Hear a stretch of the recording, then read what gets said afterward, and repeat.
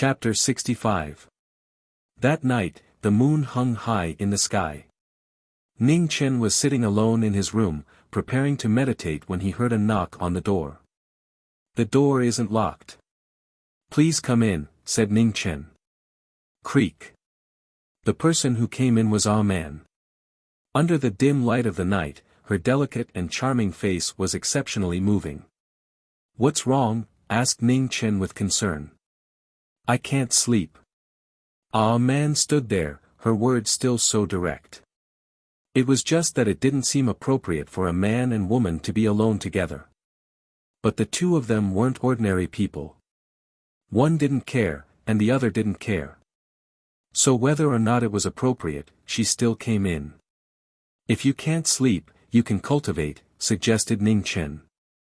This girl's talent wasn't bad, and she also had an extremely powerful father. Moreover, she had started cultivating from a young age, but she still hadn't reached 4th grade Hotian. He was speechless at this kind of progress. "I don't want to cultivate." Ah Man straightforwardly replied. Ning Chen was helpless. If she didn't want to cultivate, then so be it. The world didn't lack such experts. "How about I accompany you for a chat?" suggested Ning Chen. "Alright, what do you want to talk about?" Ah Man sat down in a serious manner. "How did you convince your father to come with us?"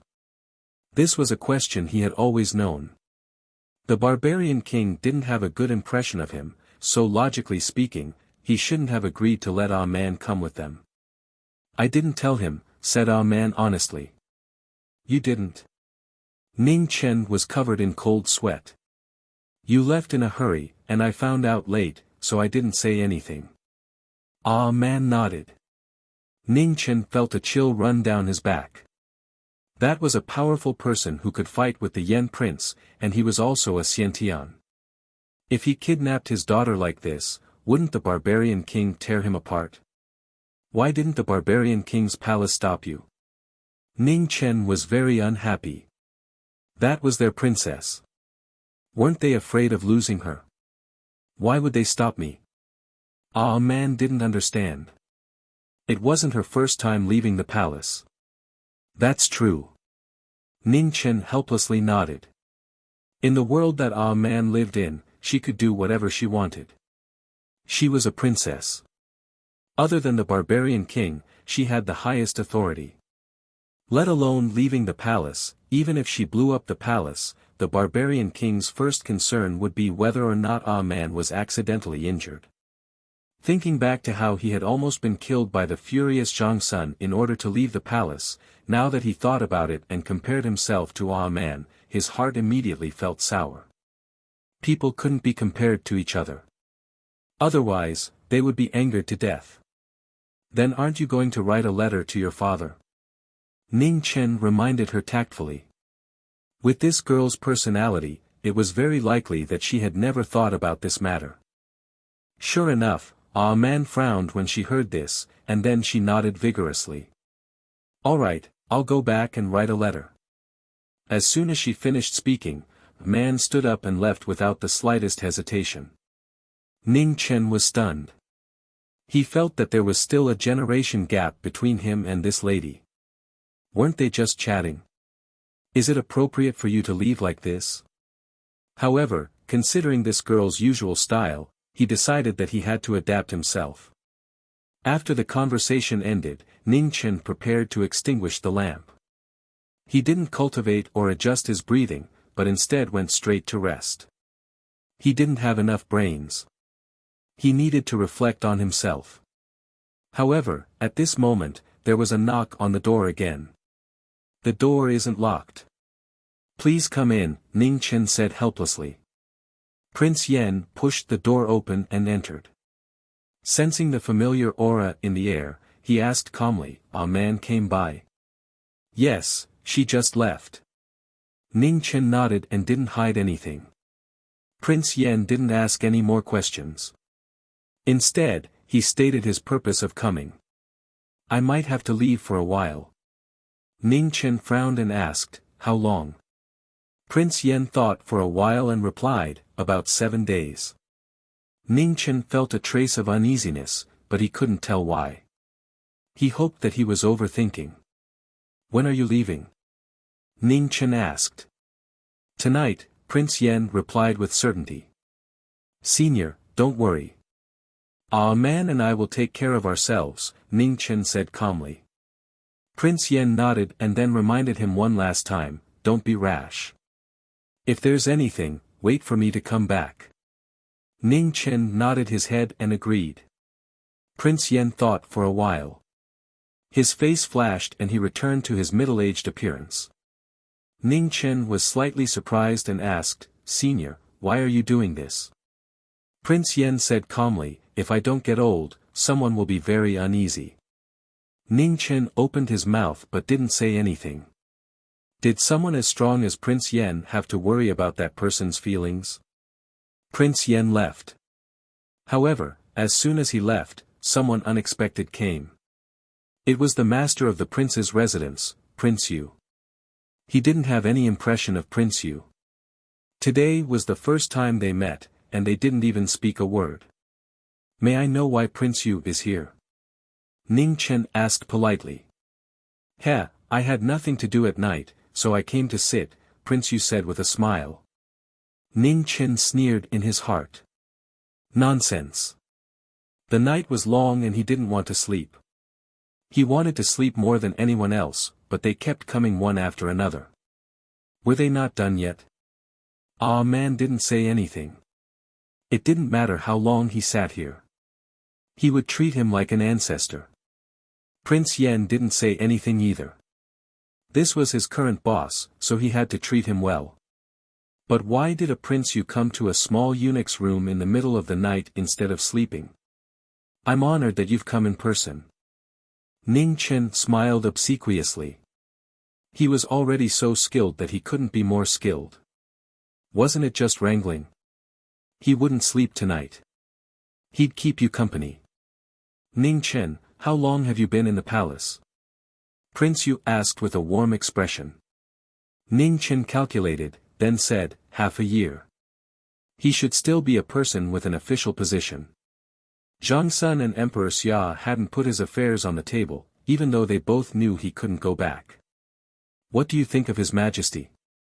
Prince Yu asked, intentionally or otherwise. "He knows how to use people well. He's magnanimous. He follows advice readily. He's kind and loves the people. He's good at war.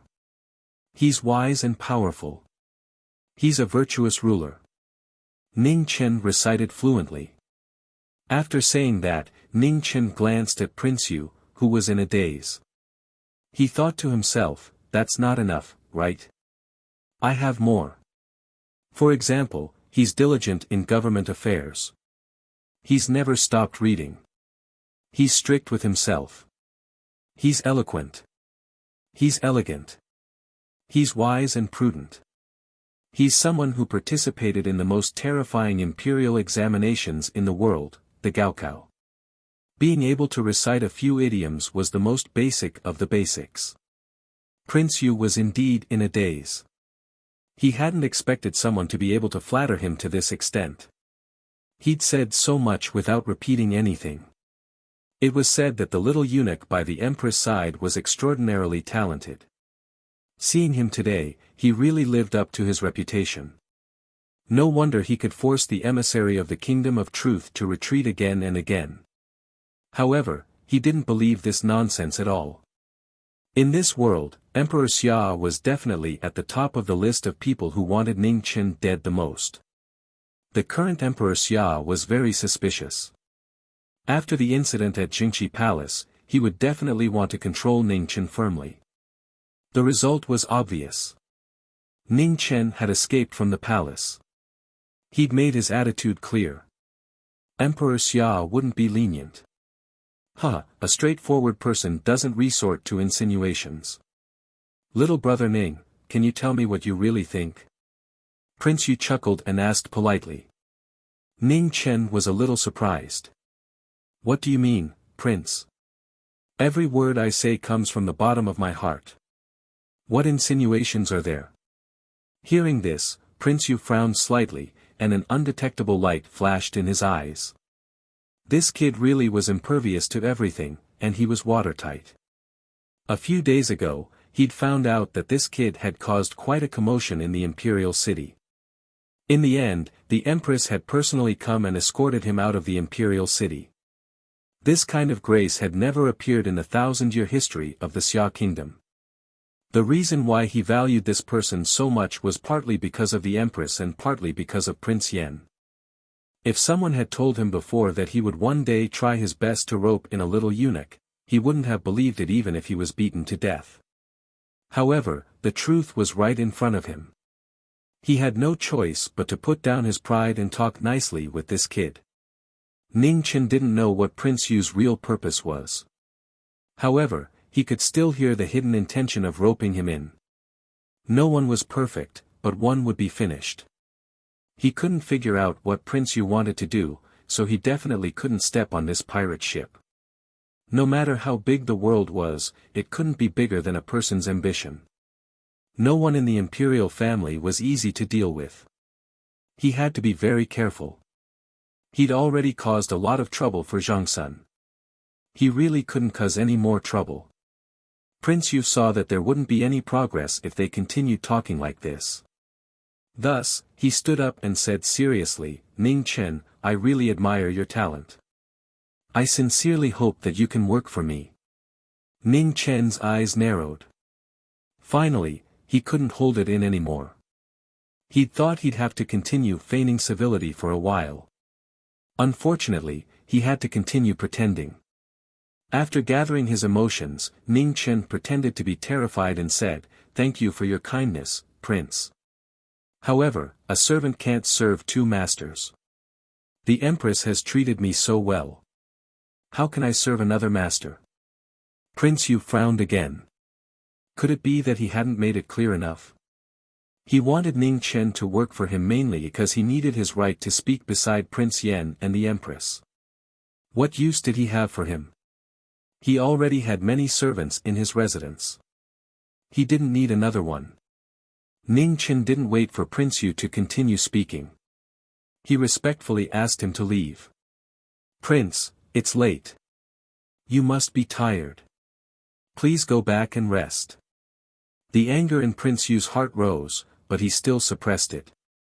He looked at Ning Chen and said, "Ning Chen, this prince knows that you already understand this prince's intentions. I hope that you can seriously consider it. Wealth, glory, splendor, and a high position are all not a problem." With that, Prince Yu turned and left. He couldn't hold it in any longer. He needed to leave and calm down. Ning Chen was a key person. He also had a terrifying weapon. Once he could use him, he could accomplish great things. Since Emperor Xia couldn't tolerate this person, then he'd use him. Everyone had weaknesses. Either glory, wealth, or power. As long as the price was right, he didn't believe that anyone would be stupid enough to refuse. Ning Chen watched Prince Yu leave. Then, he waved his hand and closed the door with a bang. He went back to bed. Was he stupid? Of course he wasn't. Prince Yu's last words had vaguely revealed a domineering aura and ambition. No matter if his guess was right or not, he couldn't get on Prince Yu's boat. In this world, other than glory, and high positions, there was something else called life. Now that Emperor Xia wanted to kill him, he had Zhangsun to protect him. If his guess was right, and he still recklessly followed Prince Yu, then the first person to chop off his head would be Zhangsun. He wasn't afraid of death, but he didn't want to court death. Moreover, he didn't like Emperor Xia only because Emperor Xia wanted to kill him. Other than that, he didn't have any dissatisfaction with Emperor Xia. Now that the Grand Xia had external troubles, they couldn't have internal troubles. Chapter 66. The restless night passed quickly. When dawn came, a man got up early and went out to send a letter. With the steward of Prince Yu's residence accompanying her, the officials at the relay station did not dare to be negligent. They received the letter and sent someone to send it out. A man returned to the residence happily, only to see a group of fully armed soldiers surrounding Prince Yu's residence. The soldiers were all the personal guards of Marquis Yu's residence. They were all dressed in armor and had a murderous aura. One could feel the coldness of the armor even from a distance. In the middle of the personal guards was a young man whose hands and arms were covered in bandages. A man recognized him at a glance. It was the annoying fellow from yesterday. The steward stopped a man from going forward. These people did not come with good intentions. He could not let the guests of the residence be implicated.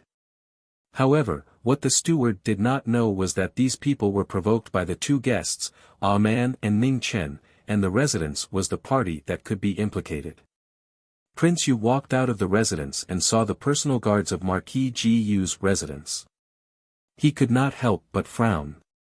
At the same time, there was a trace of anger. Marquis Yu's residence did not take him, a prince, seriously.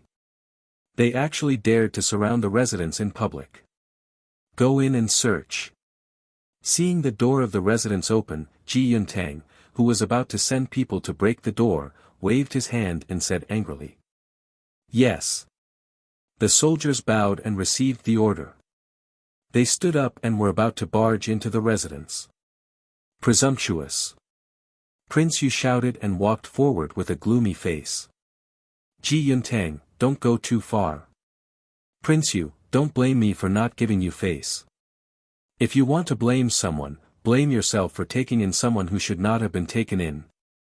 Ji Yuntang, who was blinded by anger, tore off all his pretense and said with a murderous tone.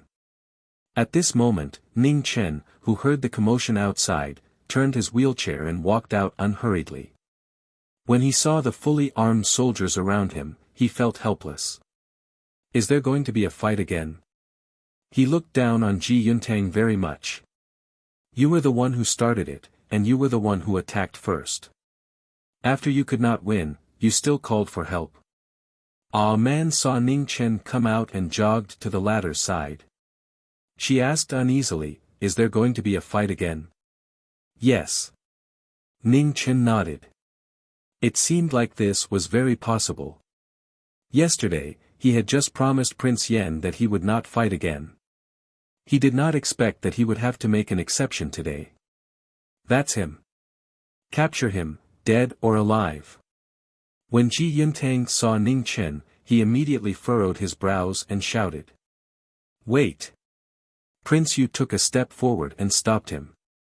Arrest him. Ji Yuntang ignored him and said angrily. Yes. All the guards received their orders, and then their voices resounded as they swiftly surrounded Ning Chen and a man, let's see who dares. A strange light flashed through Prince Yu's eyes. He was furious and wanted to block the two of them. Take him to the side, ordered Ji Yuntang. He knew he couldn't hurt Prince Yu. Yes. Two guards stepped forward and held Prince Yu to the side, preventing him from interfering. You guys. Prince Yu looked helpless as he glanced at Ning Chen apologetically. Seeing that apologetic gaze, Ning Chen smiled brightly.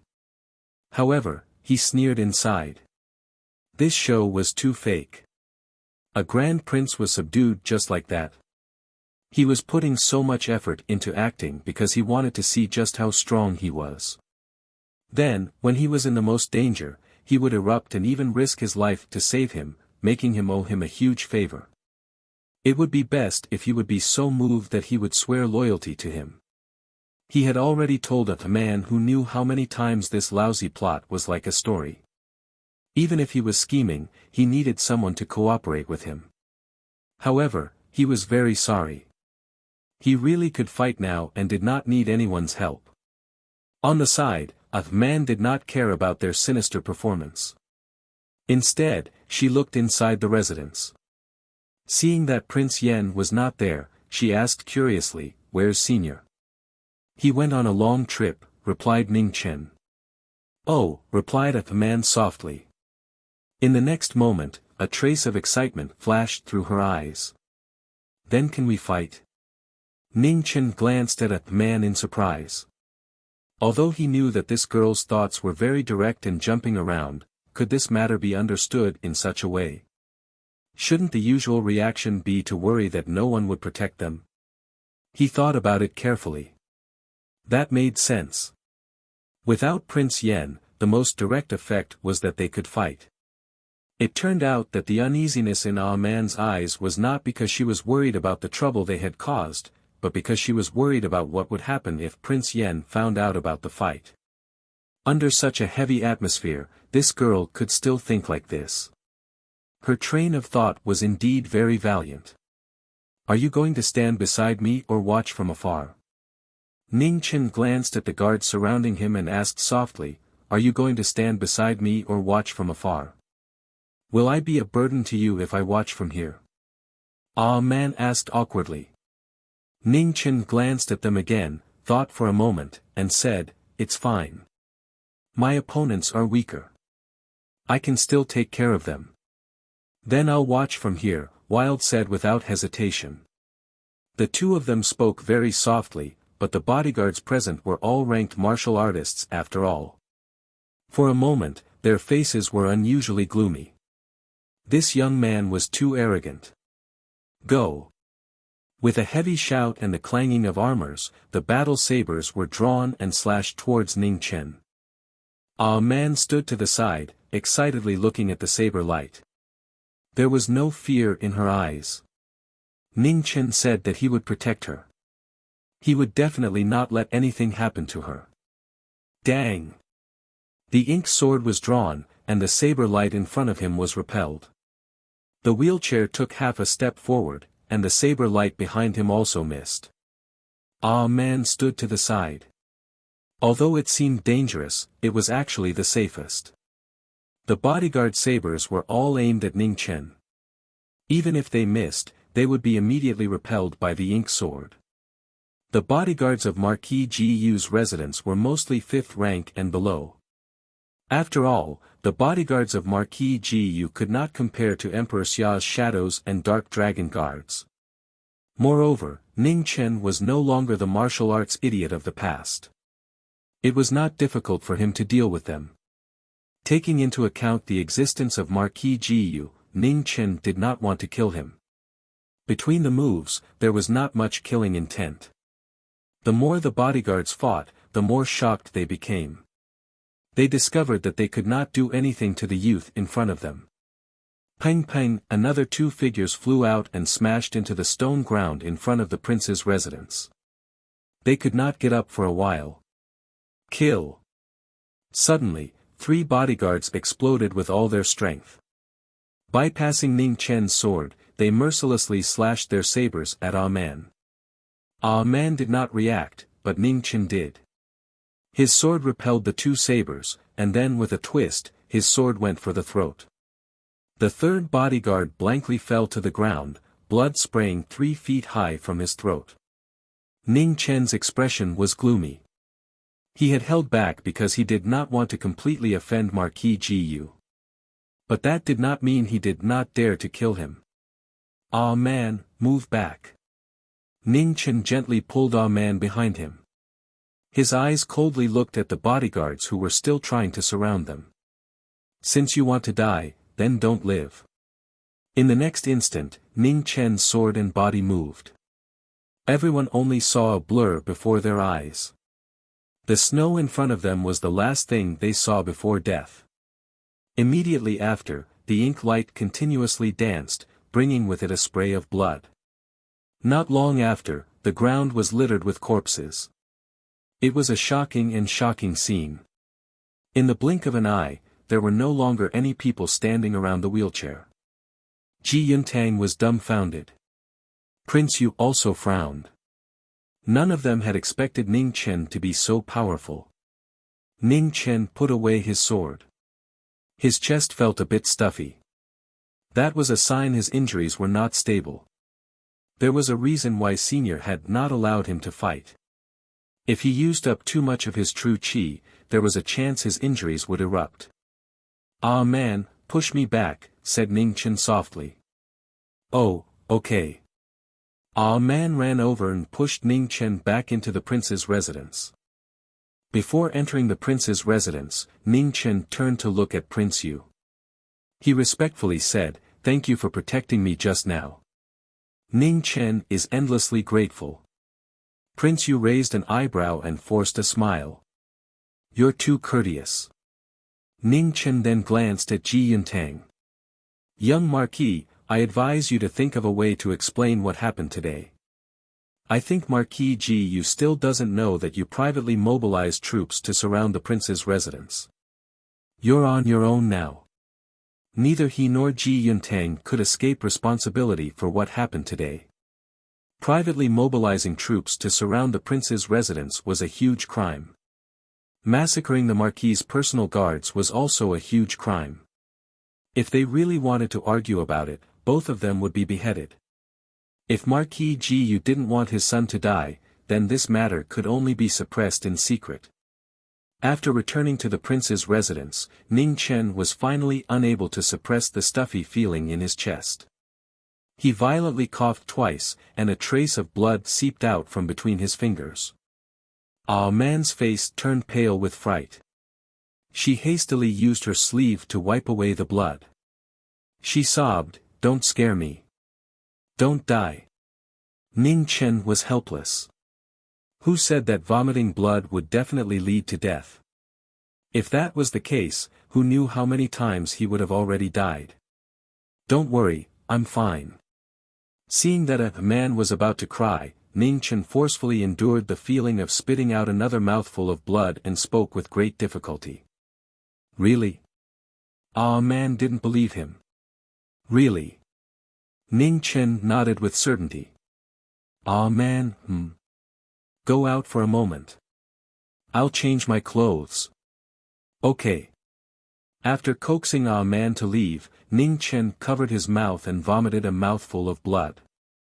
The blood flowed out from between his fingers and dyed most of his clothes red. Fortunately, Ah Man was a straightforward person. She believed whatever he said.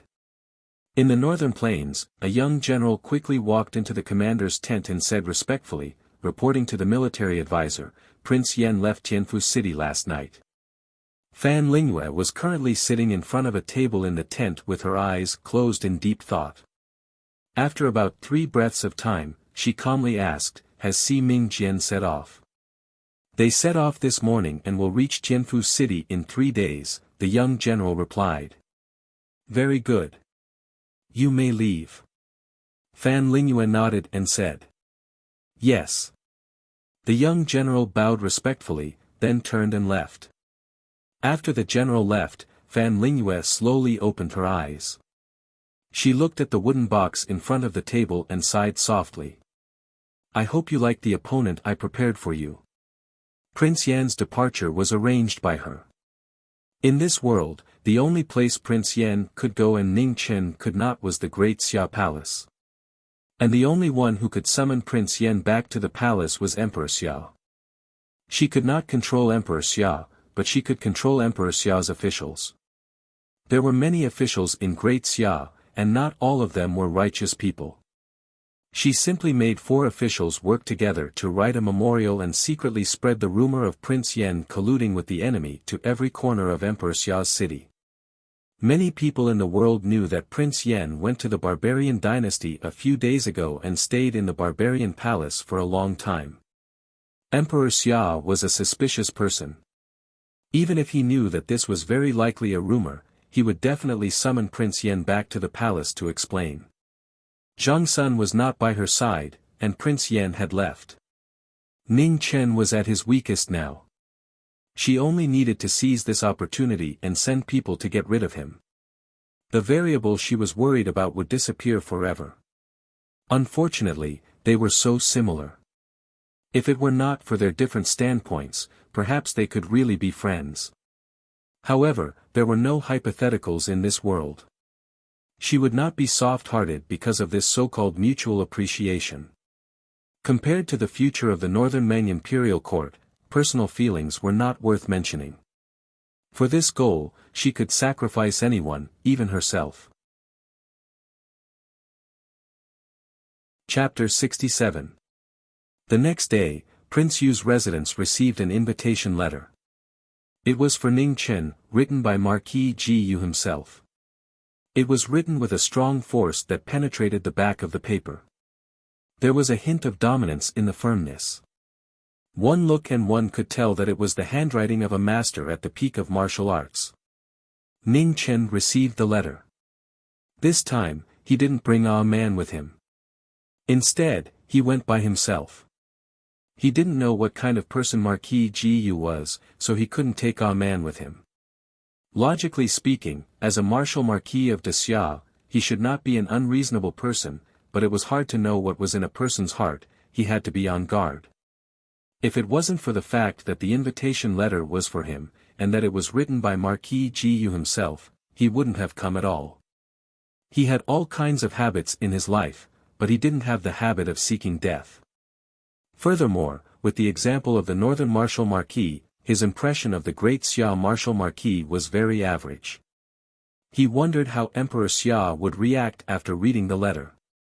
Marquis residence of Jiyu was not far from Prince Yu's residence.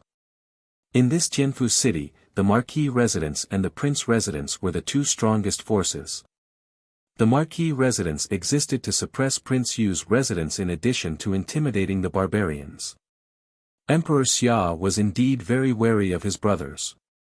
Only Prince Yan, who had no interest in power, was able to make Emperor Xia feel slightly more at ease. When they arrived at Marquis Gu's residence, the gates were wide open and a heavily armored general personally came out to welcome them. Ning Chen couldn't help but frown. Just what was this Marquis Gu planning? He didn't think that Marquis Gu would be so magnanimous. His son had just been beaten to a pulp. It was already good enough that he didn't care about it, but he actually sent someone to welcome him. It was too abnormal. In the main hall of the house of Marquis Gu sat on the main seat with a refined expression. He read the book in his hand while drinking the tea brewed by the maid in front of him. No matter how one looked at it, the person in front of him looked more like a scholar than a marquis. Ning Chen entered the hall and looked at Marquis Gu. Marquis Gu also put down the book in his hand and looked at Ning Chen. After a long time, he lightly smiled and said, as expected, heroes come from the youth. Marquis, you flatter me, Ning Chen replied politely. Do you know why this Marquis is looking for you? Marquis Gu did not beat around the bush and asked directly.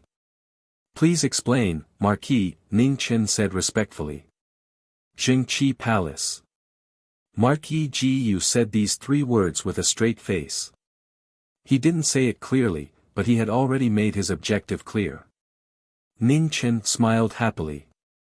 His smile was very bright. So this was what he wanted. He knew it. How could there be such a magnanimous person in this world? Since he had a favor to ask of others, he could even tolerate his son's revenge. What kind of price is the Marquis willing to pay? Ning Chen's eyes narrowed as he pretended to consider. What do you want? Marquis Gu asked back. Marquis, your question is a little insincere. If you want my things, you have to show enough sincerity, Ning Chen said with a light smile. Marquis Gu pondered for a moment before saying, I can invite a Xiantian to help you cleanse your meridians and heal your legs. Hearing this, Ning Chen sneered in his heart, but his face was very cooperative and showed an excited expression. He eagerly said, is what Marquis said true? Can a primordial master really cure my legs? Xiantian is omnipotent. Marquis Gu nodded. Nonsense, Ning Chen sneered in his heart. You think I haven't seen a Xiantian before? The Xiantian I know is almost enough to form a table of mahjong. Although he thought this in his heart, his face still showed an even more tangled and struggling expression, as if he was experiencing an intense psychological struggle. I wonder which Xiantian master the Marquis can invite. After struggling for a while, he saw Ning Chen exhale and make up his mind. This matter cannot be revealed for now. However, as long as you take out the thing, I will arrange it, Marquis Gu promised as he drank a mouthful of tea. Can't you heal my legs first? Ning Chen's eyes clearly flashed with a trace of disappointment. He was unwilling to give up. This matter cannot be rushed. Cleansing meridians is not something that can be done in a day or two. Even a Xiantian master will use up a lot of Jin Yuan, so I need to pay a large enough price in advance. If I don't see the thing, wouldn't I suffer too much? Marquis Yu said sincerely but fearlessly. He believed that Ning Chen would make a choice. Compared to his legs, these worldly things were useless to him. His Majesty was too anxious, too extreme. That was why he had forced Ning Chen to run away again and again, leaving no room for negotiation. Marquis, please allow me to think about it. I will definitely give you an answer in the near future. Ning Chen's expression changed again and again. How long? Marquis Yu indifferently asked. 10 days, no, 5 days. Ning Chen thought for a moment before saying. All right, I will give you 5 days. After 5 days, I will wait for your answer. Marquis Yu nodded and said seriously. Many thanks, Marquis, Ning Chen respectfully said. General Li, help me send the guest off. Marquis Yu glanced at the heavy-armored general beside him. Yes. The heavy-armored general stepped forward and bowed, please. Ning Chen nodded and then turned his wheelchair to walk out of the hall. Suddenly, the wheelchair stopped. Ning Chen turned around and glanced at Marquis Yu. He softly said, Marquis, Prince Yu also mentioned this matter to me last night. He also promised a high position and a generous salary, as well as glory, splendor, wealth, and rank. Although Ning Chen is not interested in these things, I still have some doubts. Glory, splendor, wealth, and rank are still fine, but isn't a high position and a generous salary something only His Majesty can decide? Hearing this, Marquis Yu's eyes slightly narrowed. Thank you for the reminder. Ning Chen softly laughed, turned around, and immediately continued walking forward. When he was about to leave the hall, a calm voice came from behind him. If possible, please let me see the power of that thing in your hand with my own eyes. I hope it won't disappoint me. Ning Chen's lips curled into a strange arc, definitely. After saying this, the wheelchair moved forward and quickly disappeared. Father. After Ning Chen left, Ji Yuntang walked out from the back of the hall and asked with an unwilling expression, why didn't you keep him and avenge your son? Idiot.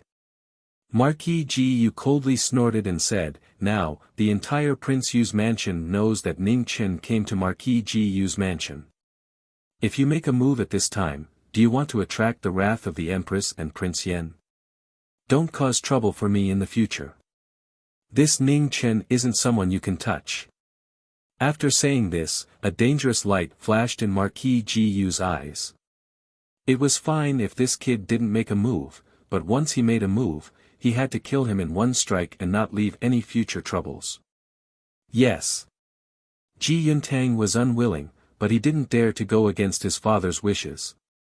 He could only retreat with a heart full of anger. Marquis Yu sighed softly. Although this child of his appeared to be tolerant on the surface, he wasn't that scheming. Compared to Ning Chen just now, he was not just a little bit worse. Ning Chen's last words had really stabbed Prince Yu fiercely. What was even more subtle was that the former was still living in Prince Yu's mansion. Thinking of the meaning of that sentence, Marquis Yu narrowed his eyes and said coldly, Prince Yu, what exactly do you want to do? Could it be that you're still daydreaming that can't be realized? After returning to Prince Yu's mansion, Prince Yu immediately went forward to see Ning Chen and expressed his concern. Ning Chen responded with a smile, indicating that he didn't suffer any excessive difficulties. There was a hidden meaning in his words. Prince Yu could tell that although Ning Chen was hiding it with a smile, his words still inadvertently revealed a bit of anger and unwillingness. Prince Yu guessed that it was very likely that Ning Chen had suffered difficulties in Marquis Yu's mansion. This was a good thing. The worse the relationship between Ning Chen and Marquis Yu's mansion, the more likely it was that Ning Chen would side with him. Prince Yu comforted him with a few words of concern and then left with great satisfaction. After Ning Chen dealt with Prince Yu, he returned to his residence and saw a man walking around in circles in boredom in the courtyard. He smiled lightly and stretched out his hand to call out, "Ah man, come here for a moment." It was really too boring to talk with those cunning old foxes, to the point that he was now full of nonsense and not a single word of truth. Instead of smiling and wrangling with them and wasting time, it was better to accompany Ah Man and make her happier. In the courtyard, when Ah Man heard Ning Chen's voice, she immediately walked over with a bright smile and asked charmingly, "What? I'm taking you to do something fun. Do you want to come?" Ning Chen asked with a smile. "Yes," a man replied without hesitation. "Come, push the wheelchair," said Ning Chen. Ah Man obediently walked behind Ning Chen and pushed the wheelchair. She reminded him, "You can't fight anymore." Ning Chen nodded and said, "Yes, I won't fight." He understood that the miserable sight of him vomiting blood yesterday had frightened Ah Man and left a bad shadow in her heart when it came to fighting. In this world, the most difficult person to understand was Ah Man, but the easiest person to understand was also Ah Man. So many people had died yesterday, but Ah Man didn't even blink. But after seeing him vomit blood, she immediately panicked. The reason was actually very simple. Ah Man's world was never bound by any rules. She believed that he was right, and he would always be right. Then the people who fought with him would definitely be wrong. "After you went out this morning, I was so bored by myself," Ah Man straightforwardly said the words in her heart. "There won't be a next time. In the future, I'll definitely bring you along," promised Ning Chen. "Where are we going?" asked Ah Man curiously.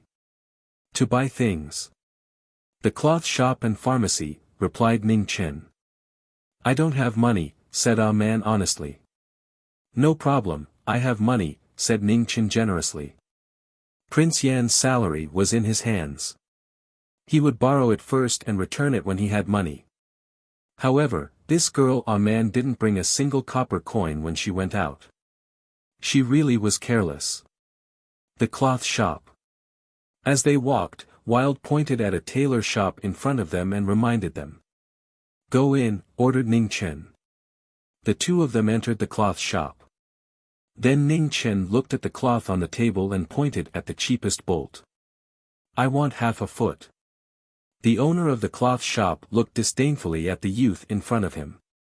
He had seen stingy people before, but he had never seen such a stingy person.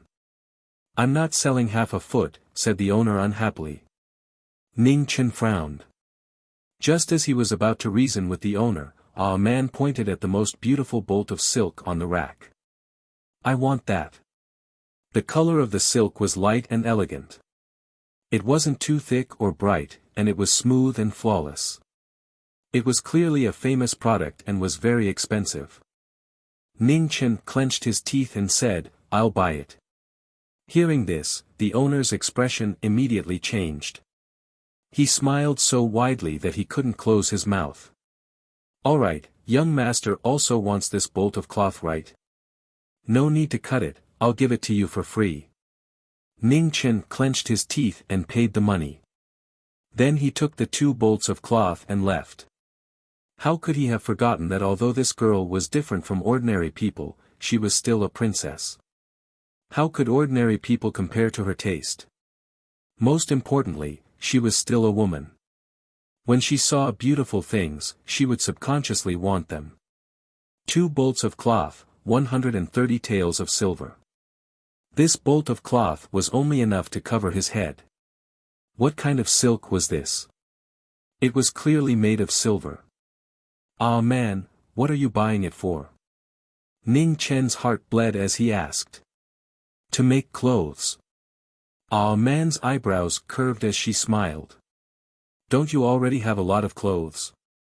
Ning Chen didn't understand. When Ah man came out with them, she didn't bring anything other than clothes. However, other than clothes, she really didn't have anything else to bring. "I don't have this kind of clothes yet," replied Ah man matter-of-factly. Ning Chen didn't know what to say. He had really tried his best, but he still couldn't keep up with Ah man's thoughts. Chapter 68. After they finished looking around the cloth shop, a man pushed Ning Chen to find a pharmacy. Nanjiang was rich in medicinal stones, and the business was very good. Everywhere, there were caravans coming to buy medicinal stones.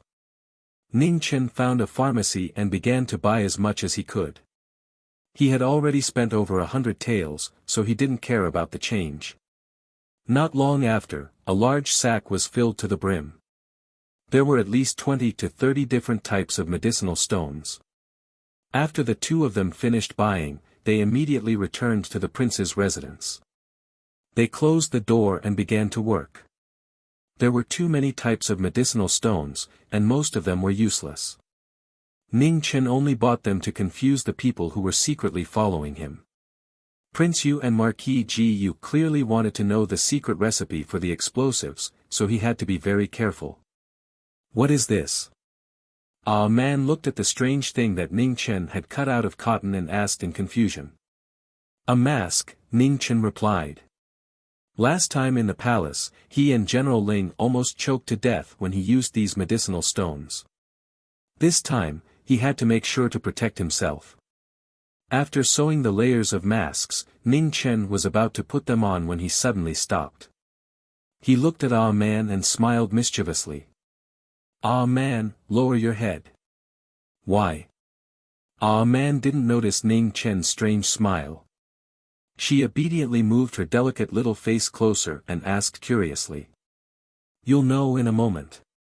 Ning Chen carefully put the mask in his hand on Ah Man's face and moved back in his wheelchair to take a closer look. It really was unbearable to look at. Ning Chen glanced at his hand. This hand was really like a foot. It couldn't do anything. Ah Man looked at Ning Chen's strange expression and walked in front of the mirror. After looking, her mouth couldn't help but twitch. So ugly. Ning Chen was ashamed. This girl was too straightforward. She didn't even consider his feelings. It'll be very choking later, Ning Chen explained without much confidence. So it's best to wear this. Do you want to wear it? No, Ah Man shook her head and refused without hesitation. Ning Chen silently took the mask off Ah Man's face and put it on himself. If she didn't want to wear it, then so be it. If she didn't want to look, she could make it herself. In the next moment, what made Ning Chen want to bang his head against the wall was that Ah Man really ran to the side and made one herself. She finished it in just a few moments, and her appearance was many times better than his. Comparisons were odious. Ning Chen's self-esteem was hurt. He could only comfort himself in his heart. Just because it looked good, it didn't mean it was useful. The most important thing was to be able to withstand the flying ashes of the medicine. Saltpeter was the most choking material among the raw materials, so Ning Chen had to do it himself. Grinding charcoal was safe, non-toxic, and didn't require much skill, so a man was naturally the one to do it. Cough, cough. Grind it up a little, Ning Chen said worriedly as he coughed. Oh. A man threw a piece of charcoal into the grinder. Cough, cough. Aren't you choking? Ning Chen asked again. It's all right. A man added another piece of charcoal and said casually. Why am I choking? Ning Chen twisted his head and said. I don't know, A man said honestly. Ning Chen was speechless. Why wasn't this girl enlightened? Couldn't she hear the hidden meaning in his words? How about you give me your mask and you make another one? With no other choice, Ning Chen could only embarrassedly say it out loud. Okay. Ah Man nodded. She got up and took off her mask to help Ning Chen change it. Then she ran to the side and made another one. What a good girl. Ning Chen silently sighed. He immediately suppressed the melancholy in his heart and began to work. In truth, the current situation was quite good. It was good for both of them. After grinding the medicine, the next step was the most important part. Ning Chen held the scale in his hand and weighed the saltpeter powder, charcoal powder, and sulfur powder one by one. Then he mixed them according to the ratio. What is this? A man stood to the side and asked curiously. Explosives, Ning Chen replied. What is it used for? A man continued to ask curiously. Do you know what an explosion is? Ning Chen asked uncertainly. Was there such a thing in this era? I know, a man replied. Then it's easy to explain. Ning Chen let out a sigh of relief. He gestured with his hands as he explained, if this thing is ignited, it can cause a very, very, very large explosion. Oh. A man nodded as if she understood. Then she asked again, why are you making this thing? Someone is making me unhappy. Tomorrow I will go and blow up his door. Ning Chen angrily said. Don't fight. A man frowned and said. Don't fight. Ning Chen seriously said. I will also go. A man softly said. Okay, let's go together tomorrow.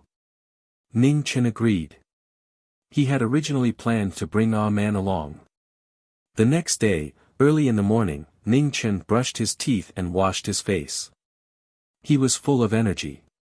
Then he hugged his self-made revenge bomb and walked out the door. A man was already waiting at the door. When she saw Ning Chen come out, she went forward to help push his wheelchair. The two of them walked together towards Marquis Gu's mansion. The shops on the street had already opened and the day's work had begun. Very quickly, the two of them arrived at Wu Ho's mansion and stopped. The guards in front of Marquis Gu had seen Ning Chen yesterday and knew that he was Wu Ho's guest. Thus, their attitude was very polite. You two make way.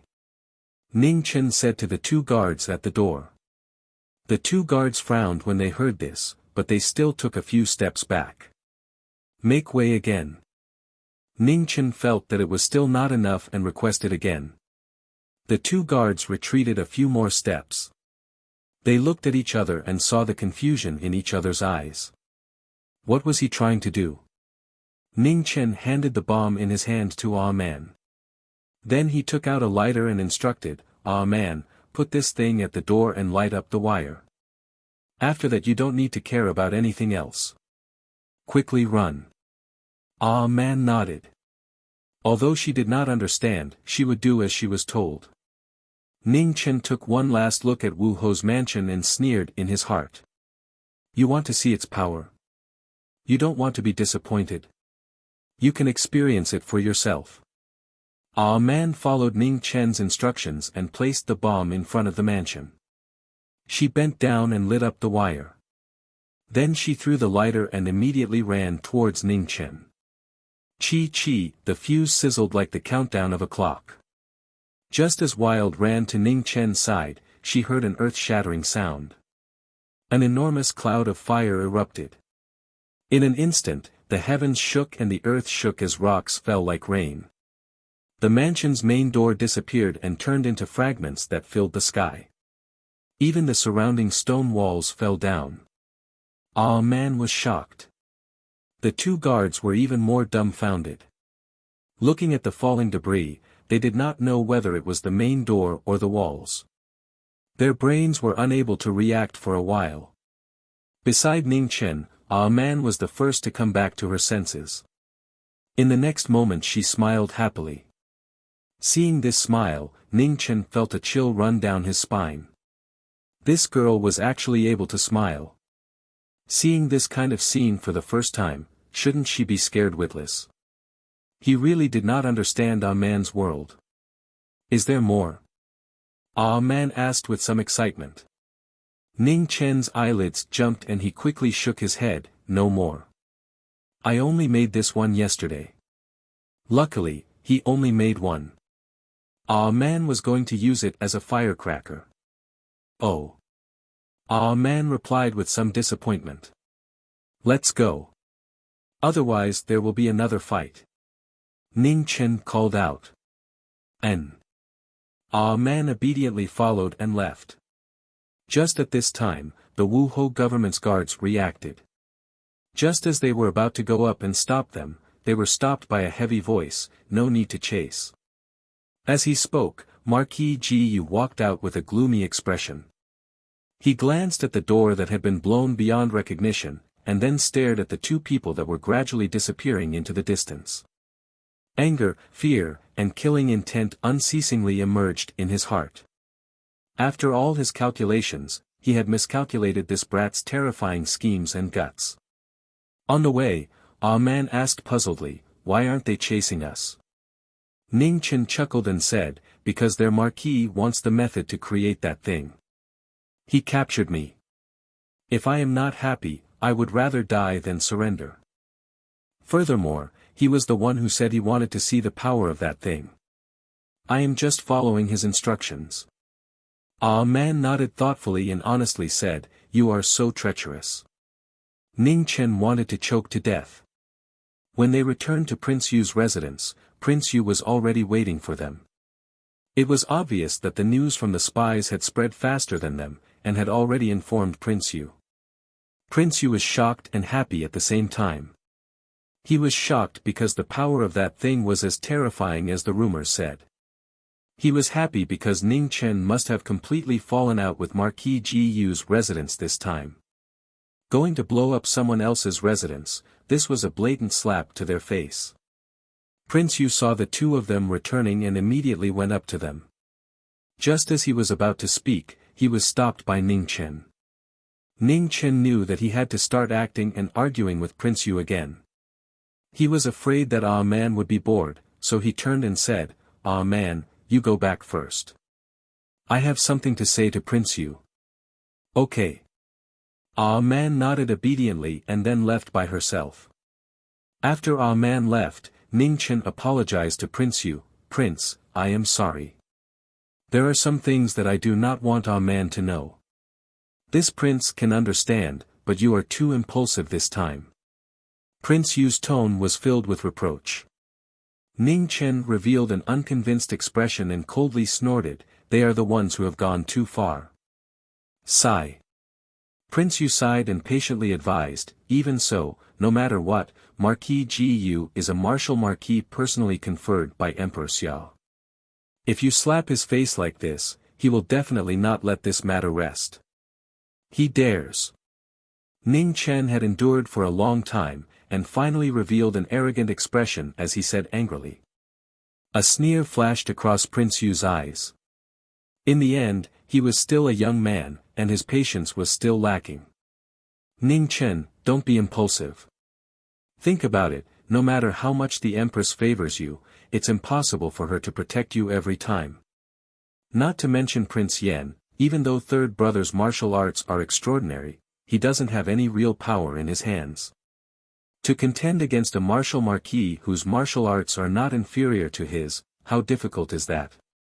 Prince Yu tried to reason with Ning Chen, hoping that Ning Chen would know the power of this. Sure enough, after hearing Prince Yu's analysis, Ning Chen's expression gradually became unsightly.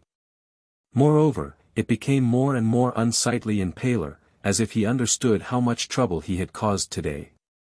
Prince Yu's own words were effective, so he quickly struck while the iron was hot. "How about this? This prince will help you deal with it, so that Marquis Gu's estate will not find trouble with you." "But, Marquis Gu is a martial marquis after all, but Prince Yu." Ning Chen did not finish his sentence, and his face revealed a look of disbelief. "Huh, you underestimate this prince too much. This prince can still deal with a mere martial marquis." Prince Yu laughed out loud and took the opportunity to display his strength to Ning Chen, so that the latter would have a rough understanding of his strength. A hint of struggle flashed across Ning Chen's face as he said, "Prince, then what price do I have to pay?" "Hee hee." Prince Yu laughed and shook his head, "Speaking of price is too much of an outsider. This prince is indeed very pleased with your talent. As long as you agree to work for this prince, Prince Yu's estate will always be your most powerful support." Chapter 69.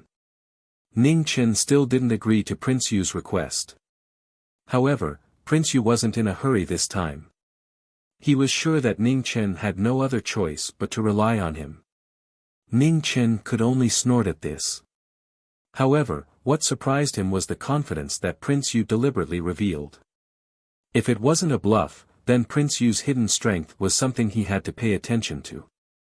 In the Grand Xia, there were only a handful of people who could contend with a Marquis. Prince Yu actually had such confidence. It seemed that he had to find an opportunity to stab him again.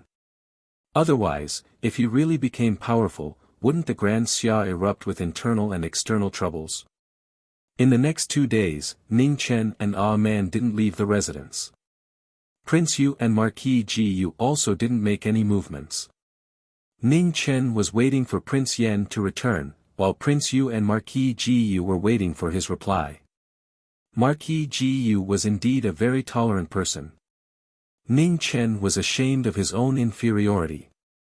If someone dared to slap him in the face, he would definitely slap them first. The thing in his hand was a life-saving talisman. Emperor Xia wanted it, Marquis Ji Yu wanted it, and Prince Yu also wanted it. The only difference was that the three of them had different methods. Emperor Xia's methods were the most intense. If he couldn't get it, then he would destroy it. It didn't matter if he couldn't get it, but he couldn't lose control. Marquis Ji Yu's methods were slightly more moderate. He used a deal to force Ning Chen to reply, although the deal was essentially a lie. In comparison, Prince Yu's attitude was the best. He had always been thinking of ways to get Ning Chen to do him a favor. Emperor Xia's goal was very obvious. Now, he still couldn't see through Marquis Ji Yu. As a Marquis of the Grand Xia, why was he so concerned about the explosives? Was he loyal to the emperor? This didn't make sense. Even Emperor Xia himself wasn't determined to get it. He was just a marquis. Being so patient was really too much.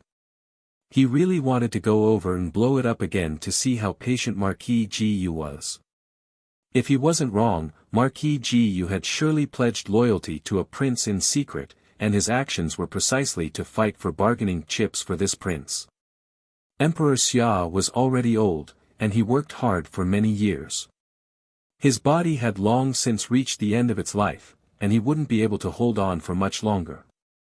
It was only a matter of time before the officials took sides, and Wu Ho was no exception.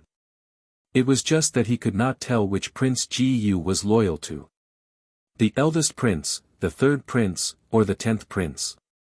In any case, it would not be that short-lived 8th prince. Ning Chen now knew why Prince Yen had returned to the palace. It was Prince Yu who had told him.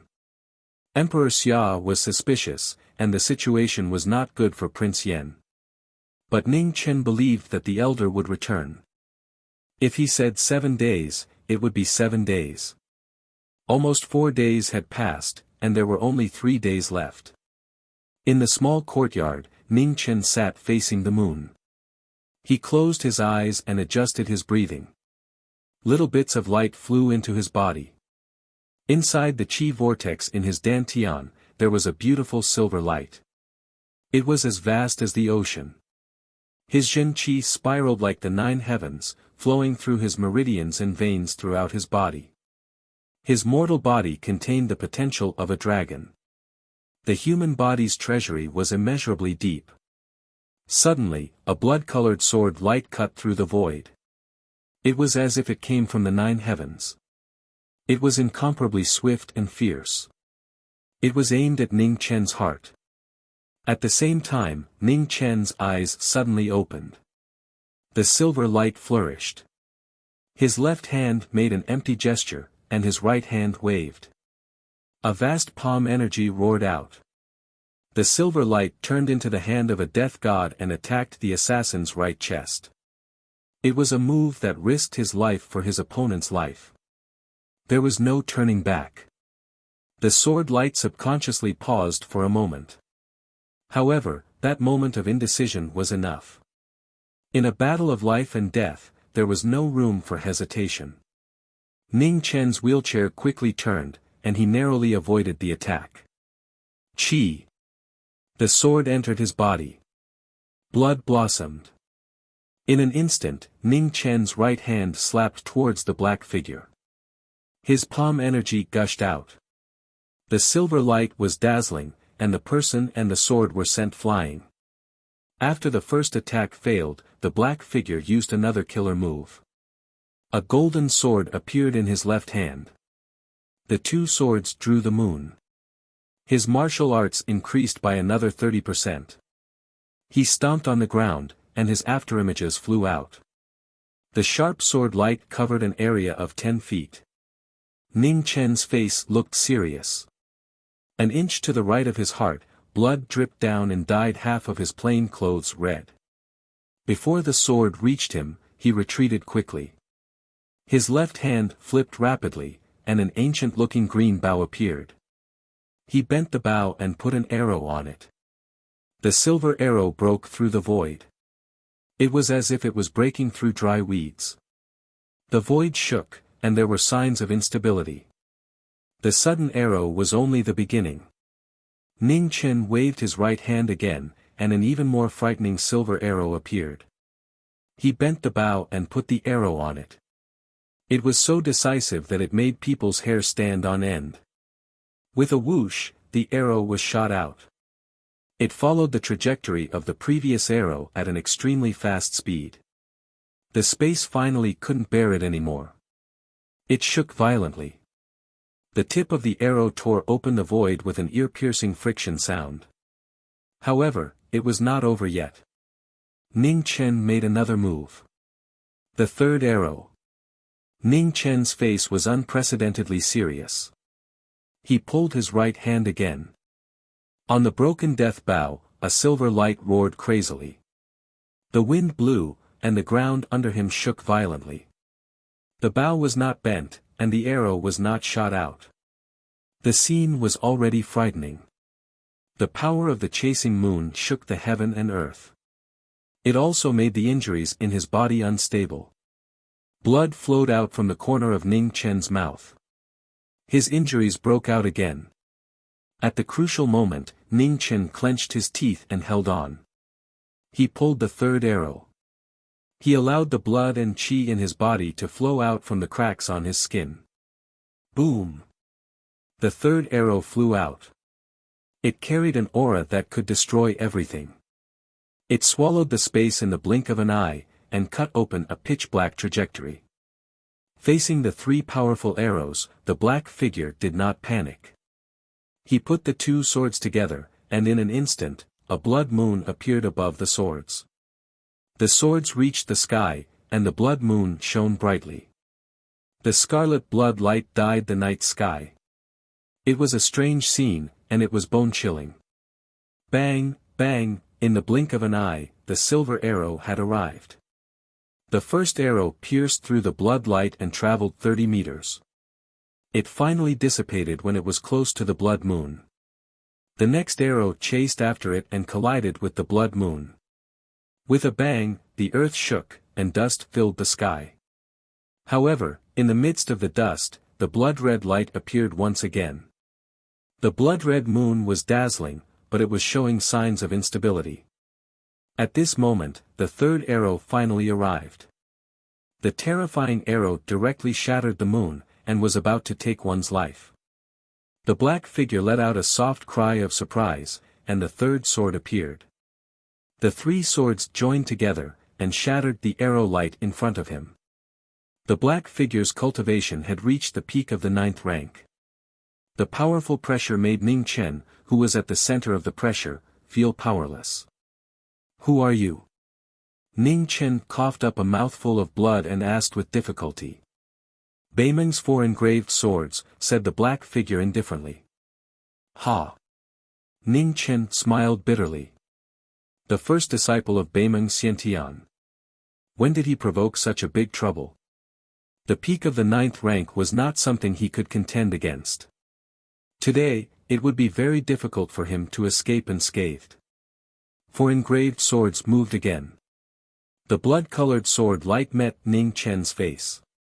Ning Chen waved his hand, and with a clang, the ink sword came out of its sheath, blocking the incoming attack. Boom! The huge difference in cultivation caused Ning Chen's body to tremble. Like a cannonball, he flew out and smashed into the wall behind him. Blood dyed his plain clothes. You're not bad. Unfortunately, you're too young.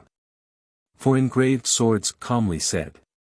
A mere 5th-rank prenatal cultivator was actually able to last this long in his hands. Who in Beimang wants me dead? Ning Chen coughed up a mouthful of blood and asked. Military advisor. For Engraved Swords replied. Ha! Ning Chen struggled to get up and returned to his wheelchair. It turned out that the most powerful military advisor in Beimang had also noticed him. He had been too careless. He had only set his sights on Xia and neglected the powerful country in the far north. Are you done with your last words? Go on your way. After saying that, For Engraved Swords' figure flashed. The sword in his hand moved and he quickly rushed over. It was an unavoidable and unblockable sword strike. Ning Chen was powerless to block it. At this moment, a beautiful figure appeared and blocked in front of him without any hesitation.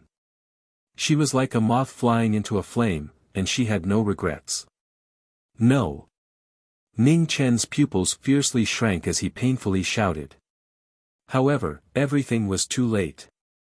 The sword pierced through his body, bringing with it a large amount of blood. Ah Man looked at Ning Chen in front of her.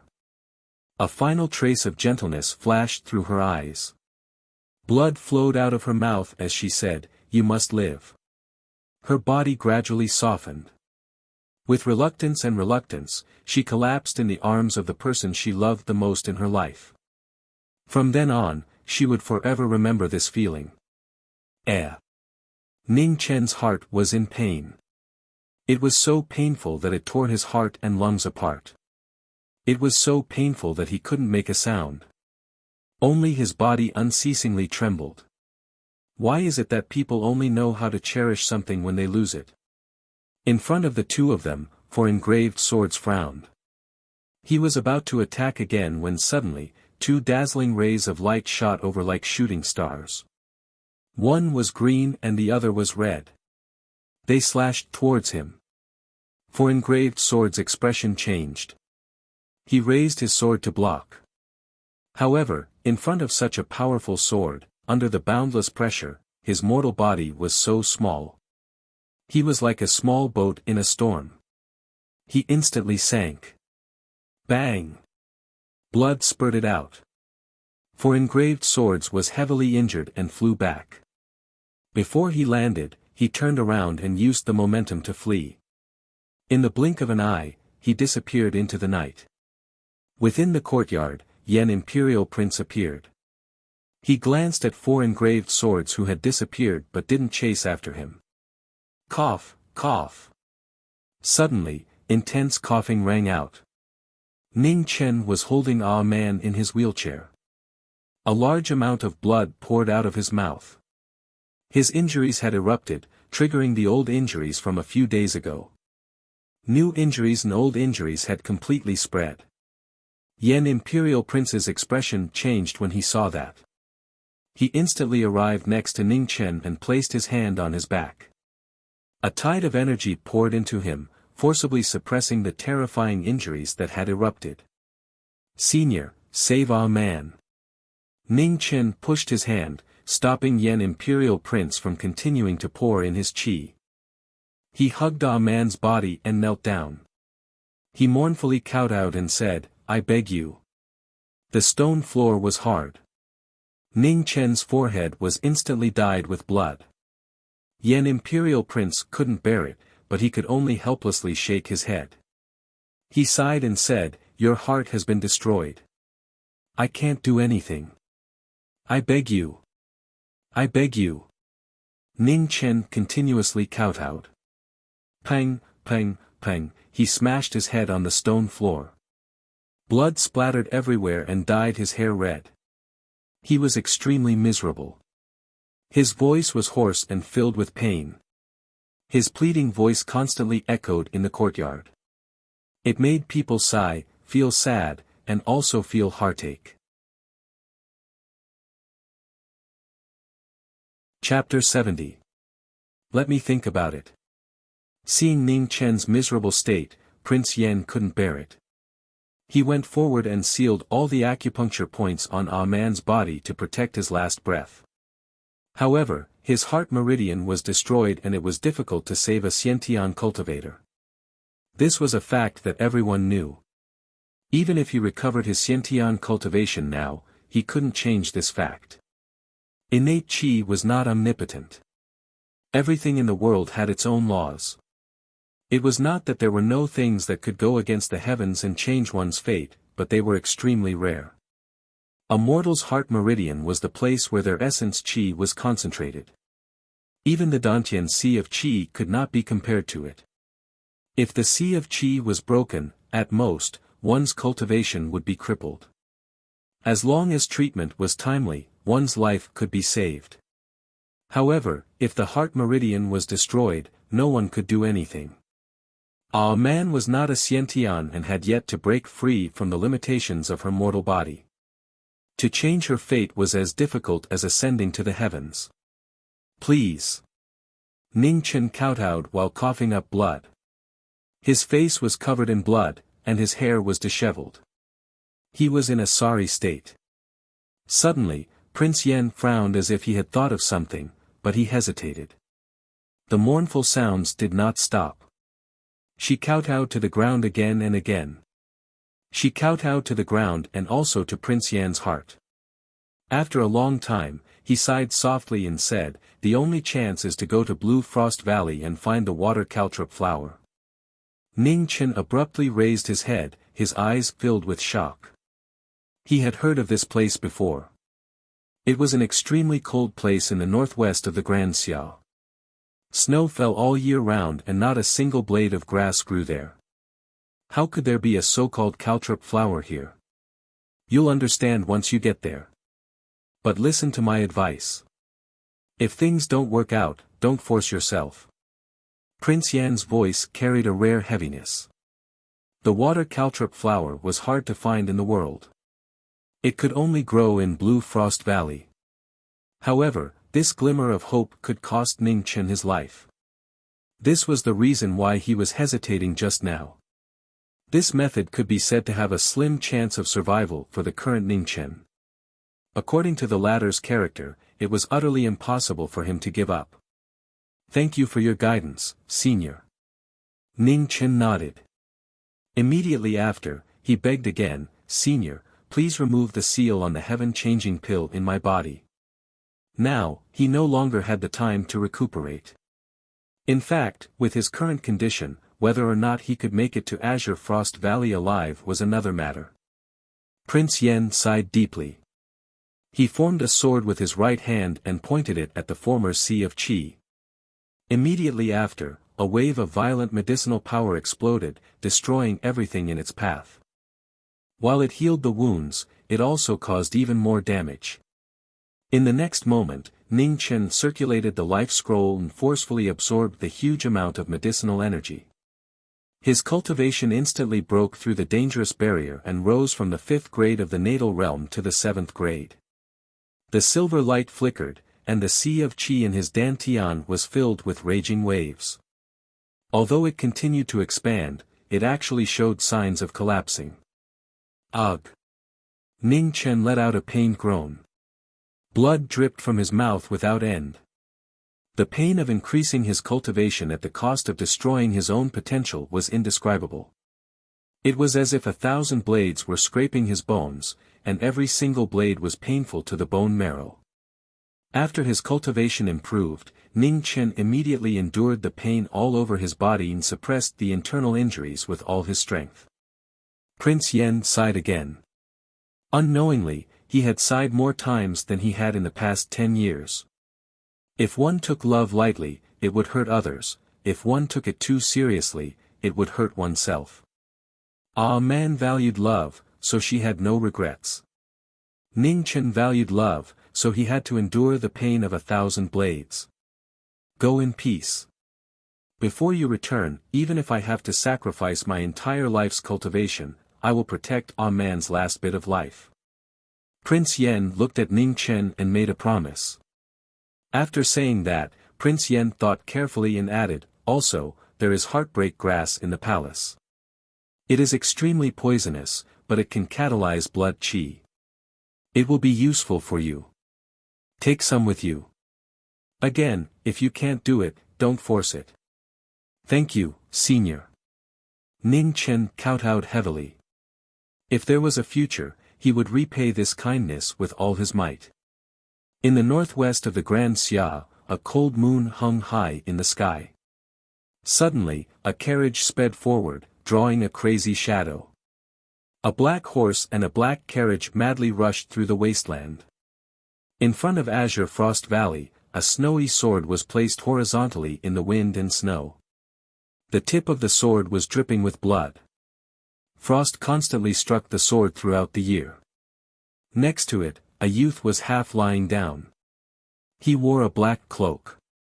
His face was handsome, and his eyes were half closed. There was not a trace of human emotion in them. The lonely swordsman had blocked the path forward. Ning Chen arrived in front of the valley and stopped the carriage. He requested, I am Ning Chen. Please give me a caltrip crystal flower. If you take one step forward, I'll kill you. The youth's eyes didn't move, but his lips were filled with the most ruthless killing intent. His words had no meaning. The path forward was blocked. Ning Chen had no choice but to turn his wheelchair and force his way through. At the same time, in front of Azure Frost Valley, the snow sword flew up and spun in the air, bringing with it a waterfall of snowflakes. Within the snowflakes, the youth stood up. His body moved, and his sword moved. His cold sword and handsome eyes were cold. Suddenly, Ning Chen felt his body stagnate. He didn't have time to think. Relying on his peerless foundation, he met the sharp sword head-on. Clang! The two swords collided, causing the sky to be filled with snow. The snow sword showed no mercy. It changed its style again and chopped down. The ink sword also condensed frost, following the snow sword like a shadow. The youth who wasn't good at fighting before had to learn to fight these days. Now that he had something to worry about, he naturally wasn't as fearless as before. In Azure Frost Valley, the two strong cultivators were fighting. Killing intent was biting cold. Azure Frost Valley had a suppressive effect on cultivation, but the foundation created by the life scroll was unparalleled. Ning Chen was not afraid. His moves were not affected at all. The youth was very strong. In this Azure Frost Valley, both of their cultivations were suppressed. The battle of moves and foundation became the key. However, even so, Ning Chen didn't dare to be careless. His opponent's strength was beyond his imagination. His sword moves were modeled, but they didn't seem to be evil. The changing sword moves were hard to predict. His moves were blocked. Ning Chen gave up on his weakness and used his peerless foundation to protect himself. His unchanging moves met the ever-changing sword move head-on. When the wheelchair took a step forward, the carriage followed. Ning Chen's moves were simple, only to move forward. Your moves are not different. They originate from your peerless foundation and are infused with your own comprehension. There is a kind of dedication to protect, causing me to have the desire to destroy everything. After saying that, Mu Qianshang's figure moved again. The snow sword was as fast as lightning, cutting through Ning Chen's defense. The sword pierced straight through his body. Ning Chen didn't dodge. Blood spurted out from the right side of his chest. He let out a long groan. Cold qi surged around his body. Silver light swept through the wind and snow. The body around the snow sword was quickly frozen. Mu Qianshang frowned. A silver light flashed in his devilish eyes. He didn't loosen his grip on the snow sword.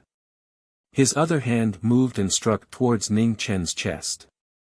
Ning Chen endured the pain in his chest and moved his body. He also met the attack with a palm. Boom! A shocking explosion sounded. Between the two, the wind and snow violently swirled. Under Mu Qianshang and Ning Chen, the ground cracked and sank 3 inches deep. Blood dripped down. The two were injured at the same time. In a battle of foundation, no one had the upper hand.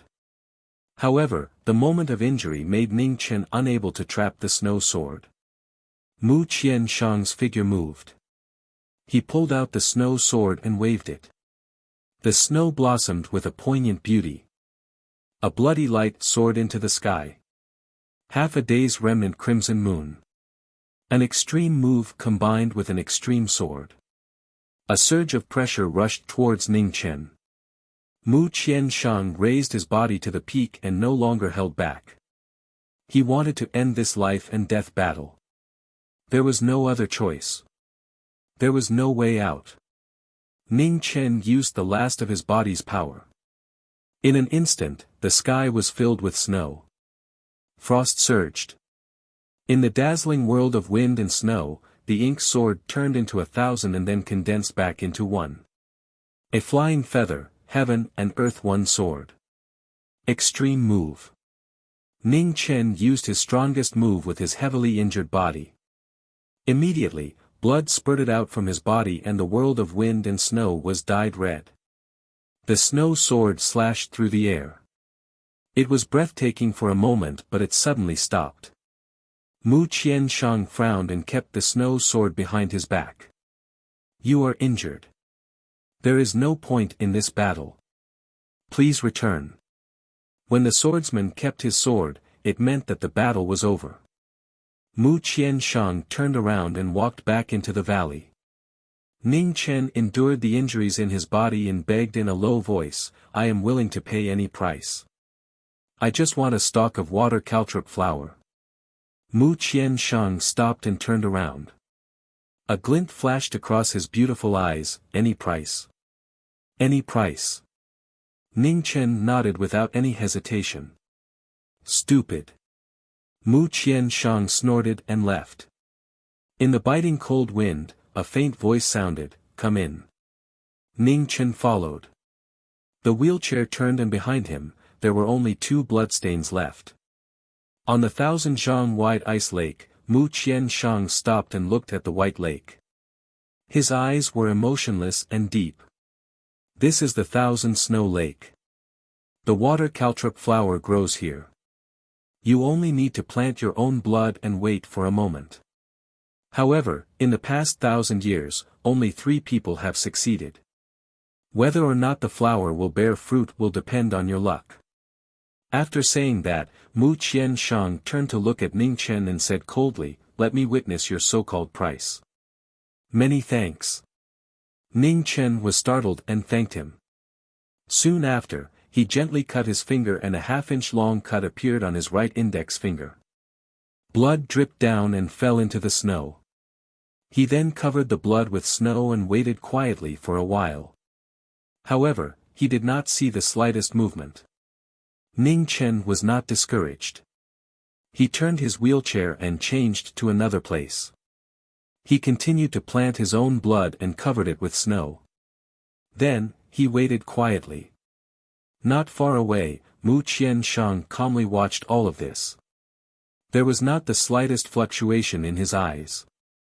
Half a day later, Ning Chen ate the broken heart grass and circulated his cultivation to suppress the injuries that were about to erupt again. The 1,000 snow lake was still peaceful and there was not the slightest change. Ning Chen's right index finger had scabbed over, so he changed to another finger. Half a day later, it scabbed over again. Then, he changed to another finger. 3 days later, all 10 fingers had already scabbed over. Ning Chen frowned slightly and tore open the scab. In order to prevent the wound from scabbing over, he made a deeper cut. There was still no movement on the lake. The blood he planted had not yet borne the water caltrip flower. Ning Chen had the life scroll and his recovery speed was much faster than ordinary people. So, it did not seem to have much effect. Another 4 days later, all 10 fingers had scabbed over again. Moreover, the bleeding from the wound did not seem to be as smooth. Ning Chen ate the broken heart grass again and tore open the scab, still silently planting hope. The 10 fingers were connected to the heart. But now, it did not seem to hurt. Mu Qianshang walked over and looked at Ning Chen, indifferently asking, "Do you have any last wishes?" Ning Chen looked at his right index finger that was no longer bleeding and frowned. He tore open the scab again and said in a hoarse voice, "If the water caltrop flower blooms, help me send it to the southern borders Prince Yu's residence." Chapter 71. Half a month later, Ning Chen's hair began to turn white. Not much, but under his black hair, there were strands of snow that could only be seen when the cold wind blew. Blood could no longer flow from his fingers. Tearing off the scabs was the same. Ning Chen cut his right wrist and finally, blood began to flow again. Ning Chen's blood was left all over the lake, but the legendary water caltrop flower still did not appear. On the 20th day, Ning Chen's vitality began to fade. His hair was no longer white, but there was still not much white hair. The difference was that no matter if it was black or white, they were all dyed with a touch of lifeless gray. Cough cough. On Thousand Snow Lake, Ning Chen was constantly coughing. His internal organs were in intense pain, but recently, he could no longer vomit blood. His cracked skin continued to crack in the cold wind. What seeped out was not blood, but even more cracked bones and flesh. His life that was completely supported by the heaven-reversing pill was gradually reaching its end. The heartbreak grass was becoming less and less effective. At first, it could last for 2 days, but now, it could only last for less than a day. Your vitality has already begun to fade. The possibility of growing a water caltrop flower is already very small. You cannot save him or her, and in the end, you will destroy yourself. Mu Qianshang came again. Looking at the reddish lake, he calmly said. Ning Chen smiled tiredly, but did not say anything. As long as Ah Man lived, nothing else mattered. A month later, Ning Chen's blood seemed to have run out. His 10 fingers and wrists did not have a single drop of blood left. His fingers, wrists, and blood scabs were once again peeled off. However, after peeling off the scabs, what was left was only white flesh and bone. In fact, Ning Chen should have died long ago. But with the existence of the heaven-reversing pill, he could not die. If it was not for the fact that he could not die, Ning Chen might really not want to live anymore. The cold wind was biting cold. At the entrance of Blue Frost Valley, the lonely swordsman was still lying down. His black and white cloak fluttered in the wind. To the side, the snow sword was placed horizontally on the sword platform. No matter how the wind and frost blew, the tip of the sword would occasionally drip vermilion onto the ground, dyeing the white snow red. Are you going to give up? Mu Qianshang's half-closed eyes opened. His silver eyes flashed as he softly said. Without blood to plant, how could there be any hope? Suddenly, Mu Qianshang's body trembled. His bewitching handsome face changed for the first time. Madman looked back coldly, his face full of shock. On the Thousand Snow Lake, Ning Chen's body was surrounded by a silver light. Boundless vitality slowly overflowed from his chest. His black and white hair swayed in the cold wind. In the dazzling light, a drop of abnormally red blood flew out and fell into the snow. Ning Chen's face instantly turned pale, without a trace of blood. This was the essence blood of the heart. Using 1 drop meant 1 drop less. The reason why Ning Chen could hold on until today was all because of his unparalleled foundation. At this moment, forcing out the essence blood of the heart would undoubtedly destroy his own foundation. With a long snort, Ning Chen's vitality dissipated at a speed visible to the naked eye. His long hair fluttered in the wind, and everything turned gray. In the next moment, the cultivation of the 7th grade natal stage dropped rapidly, once again returning to the 5th grade natal stage, and it was still dropping. There was not much heartbreak grass left. This time, Ning Chen fainted before he could consume it. Mu Qianshang was silent, looking at Zhu Yan who was dripping from the snow sword. He did not move. The snow sword that was lying horizontally in the valley was still lying there quietly. It was like a natural moat, blocking the boundary between life and death. Outside the valley, the human world was cold and warm. Inside the valley, the world was cold and cold. No one knew whether Ning Chen was dead or alive. Living was luck, dead was fate. In Prince Yu's residence in the southern border, Prince Yan was extending a man's life day after day. He also waited day after day. After a month, he still hadn't seen a man's figure return. His calm eyes finally flashed with a touch of sadness. It had been more than a month, but he still failed in the end. Prince Yan sent out a letter that he had written long ago. He knew that in this world, Ning Chen only had one elder, Zhang Sun. Therefore, this time, it was time for Zhang Sun to go and see him for the last time. At the same time that the letter was sent out, in the north of Wuxia, the war between the northern Meng imperial court and Wuxia that had dragged on for 4 months finally began. After 7 years of recuperation, the northern Meng imperial court strength had reached a peak. This was Fan Lingyue's 7 years of power. The northern Meng imperial court had won the first battle. Wuxia had deployed their army. More than half of the 100,000 soldiers in the northern plains had died, and they retreated back to Yengue city in a sorry state. The name of the military advisor spread across the world once again. Marquis Beiwu guarded Yengue city, while Marquis Qinghe guarded Xingqiao Pass. They blocked the 2 routes that the northern Meng iron cavalry had to take to go south. The Yengue city garrison, together with the 40,000 soldiers that had retreated, had a total of 170,000 soldiers. They faced the northern Meng army head-on. The 100,000 soldiers that Marquis Qinghe brought from Qinghe city were stationed at Xingqiao Pass. They were also on guard, preventing the northern Meng army from going around. A swordsman comprehended the sword. The snow sword flew up and landed in the swordsman's hand. The world of wind and snow changed instantly. An ink painting of mountains and rivers spread out. A waterfall fell from the sky. The tip of the sword pierced the sky. The black mountains and the white water were all in the concept of the sword. The amazing swordsman wrote a legend. Under the waterfall, the swordsman danced. With a slash of his sword, a snow-colored brilliance cut through the waterfall. The rushing water instantly stopped. After a while, the swordsman kept his sword. A cold silver light flashed in his eyes. The ink painting of mountains and rivers quickly dissipated. Green Frost Valley returned to normal. Green Frost Valley, at the center of Thousand Snow Lake. A figure sat on a wheelchair, motionless. Beside him, a beautiful ice flower bloomed in the wind. The dark red flower was as bright as fresh blood. In the wind and snow, it was so beautiful that it shook one's soul. Mu Qianshang slowly walked over. Looking at the caltrop crystal flower on the lake, his expression did not change.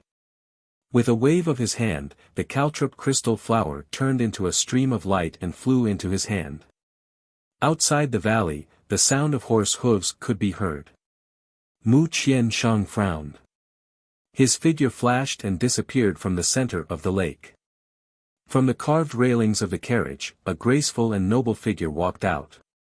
Beside him, a young woman accompanied him. Her gentle and beautiful face had an imperceptible sadness. This empress has come to bring him home. Zhang Sun opened her mouth and walked step by step into the valley. Mu Qianshang's eyes narrowed, but he did not stop her. A jade crown with dragon and phoenix pearls, a golden dragon and phoenix embroidered robe. The person who came was undoubtedly the current empress of the Xia dynasty, Zhang Sun Weo. In the center of Thousand Snow Lake, Zhang Sun looked at the sleeping figure in the wheelchair. The sadness in her eyes could no longer be concealed. He can only live a little longer in Blue Frost Valley. Mu Qianshang walked over and reminded her. No need. He has been out for too long. It is time for him to go home. Zhang Sun looked at Ning Chen's gray hair and said indifferently. Qi Ning walked forward, her delicate hands trembling. Her heart was in so much pain that she was speechless. Carefully carrying the ladder, a teardrop unconsciously flowed from her eyes. She softly said, Ning Chen, let's go home. Mu Qianshang did not say anything else. He watched as Zhang Sun and Qi Ning brought Ning Chen away. Time was merciless. In Blue Frost Valley, Mu Qianshang carried the snow sword and left. He headed towards the southern border. The valley was empty, and only the sound of snow could be heard. The bloodstains in the center of Thousand Snow Lake had long been drowned out by the wind and snow. He had promised him that he would send the caltrop crystal flower to the southern border. Northwest of the Xia dynasty, Clear River City. The carved railings of the carriage drove past, heading towards the Clear River Marquis residence. The Clear River Marquis had already sent troops to Xingqiao Pass. Only the Marquis of Taiping was left in charge of the Marquis residence. Furthermore, he would be heading towards the northern border of the Xia dynasty soon. No one could stop this war. The northern Meng imperial court had the existence of a military advisor. He was so powerful that it was shocking. The once insufferably arrogant soldiers of the Xia dynasty were forced to retreat one after another. At this critical moment, bad news came from the western border of the Xia dynasty. The first lord of the Eternal Night sect, Yi Wujuan, appeared in Xiling City in the western border. The Marquis of the blood-clad divine religion tried to stop him.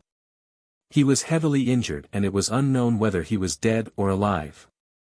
The heavy armored cavalry of the divine religion was led by 3 peak 9th grade generals. Taking advantage of the Marquis of the blood-clad divine religion's heavy injuries, they arrived at Xiling City and would step through the last barrier of the western border of the Xia dynasty at any time. The situation of the Xia dynasty was precarious. The dynasty that had been invincible for 1,000 years was on the verge of collapse. Bad news came one after another. In the Heavenly Mandate Palace, the overworked Emperor Xia vomited blood and fainted. The 3 dukes who had been ignoring the affairs of the court had no choice but to take charge and stabilize the hearts of the court officials. In the spring of the 2nd year of the new calendar, this was the most difficult time in the history of the Xia dynasty. The Northern Meng Imperial Court and the Eternal Night sect jointly launched an attack on the Xia dynasty. In the first battle, the Xia dynasty suffered 60,000 casualties and a martial marquis was severely injured. This was a humiliation that the Xia dynasty had never experienced in its 1,000 years of history. The war had just begun, but the soldiers and generals had already been defeated. The place where the Marquis of the blood-clad divine religion and the martial marquis had been reduced to ruins. The martial marquis of the Xia dynasty could be said to be weak, but the martial marquis was the most powerful person in the world. The Marquis of the blood-clad divine religion was defeated without any suspense. The undefeated martial marquis was still invincible. Few could injure him. He could be said to be the strongest force in the world. With the military advisor in the north and the martial marquis in the west, the future of the Xia dynasty seemed to be bleak. The Xia dynasty was showing signs of collapse. The forces that had been intimidated by the Xia dynasty's military strength were beginning to stir. The tigers trying to devour the dragon became an irreversible trend. 3 days later, Mu Qianshang arrived at the residence of Prince Yu in the southern border. He delivered the caltrop crystal flower and left immediately. When Prince Yen saw the caltrop crystal flower, he had mixed feelings. This flower had bloomed too late. A man's breath had almost completely dissipated. Even if the flower had bloomed, no one knew if it could be saved. Prince Yen placed the caltrop crystal flower in front of a man's severely injured heart. He immediately channeled his vital energy and forced the flower into her heart meridian. In the next moment, the caltrop crystal flower bloomed beautifully. The flower bloomed even more beautifully, dyeing the entire room a demonic blood red. Ah Man still did not wake up. Prince Yen was powerless. He could only continue to use his vital energy to heal her body every day. 2 days later, the king of barbarians arrived. He received the letter sent by Ah Man. When he arrived at the residence of Prince Yu, he realized that he was late. The king of barbarians took Ah Man away. This insufferably arrogant ruler of the barbarian dynasty seemed to have aged 10 years in a day. He was in so much pain that he could not say a word. At the same time, in the residence of Marquis Qinghe, the gray-haired Ning Chen was also lying on the bed. He was motionless. His body was cracked and there was not a single part of his arms that was intact. He looked extremely miserable. Zhang Sun and Qin Ning were quietly guarding by the side. Neither of them said a word. Time only left a name, it was merciless. 2 unconscious figures, one in the barbarian dynasty and the other in Qinghe, were separated by more than 1,000 miles. They should not have met. In the end, they were far away. Chapter 72. In the spring of the 2nd year of the new calendar, Fan Lingyue of the northern Ming imperial court led his army to attack Yangue city. 300,000 soldiers surrounded the city but did not attack. The reinforcements of the Great Xia gathered from all directions. Rations and troops rushed towards Yangue city. 3 days later, the Great Xia emperor woke up and took charge of the state affairs. He read the battle reports from the north and the west every moment. His old eyes were even colder and more emotionless. 10 days later, a bolt from the blue struck the entire Great Xia. The entire court was shocked. Yangue city was breached in one night. None of the 170,000 soldiers survived. The Marquis of Beiwu was seriously injured and unconscious. This was a huge earthquake. No matter how much the people believed that the Great Xia would not be defeated, they started to panic. In Qinghe city, Zhang Sun was first stunned when she heard the news. Then, she flew into a rage. She had clearly passed the letter to the Great Xia Emperor, but the Great Xia Emperor did not do anything. After Yangue city was breached, the 300,000 soldiers of the northern Ming imperial court chose to massacre the entire city. In just half a day, millions of civilians were slaughtered.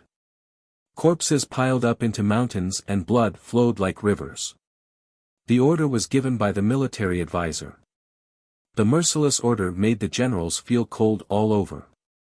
Half a day later, the 300,000 soldiers set off and did not stop at Yangue city.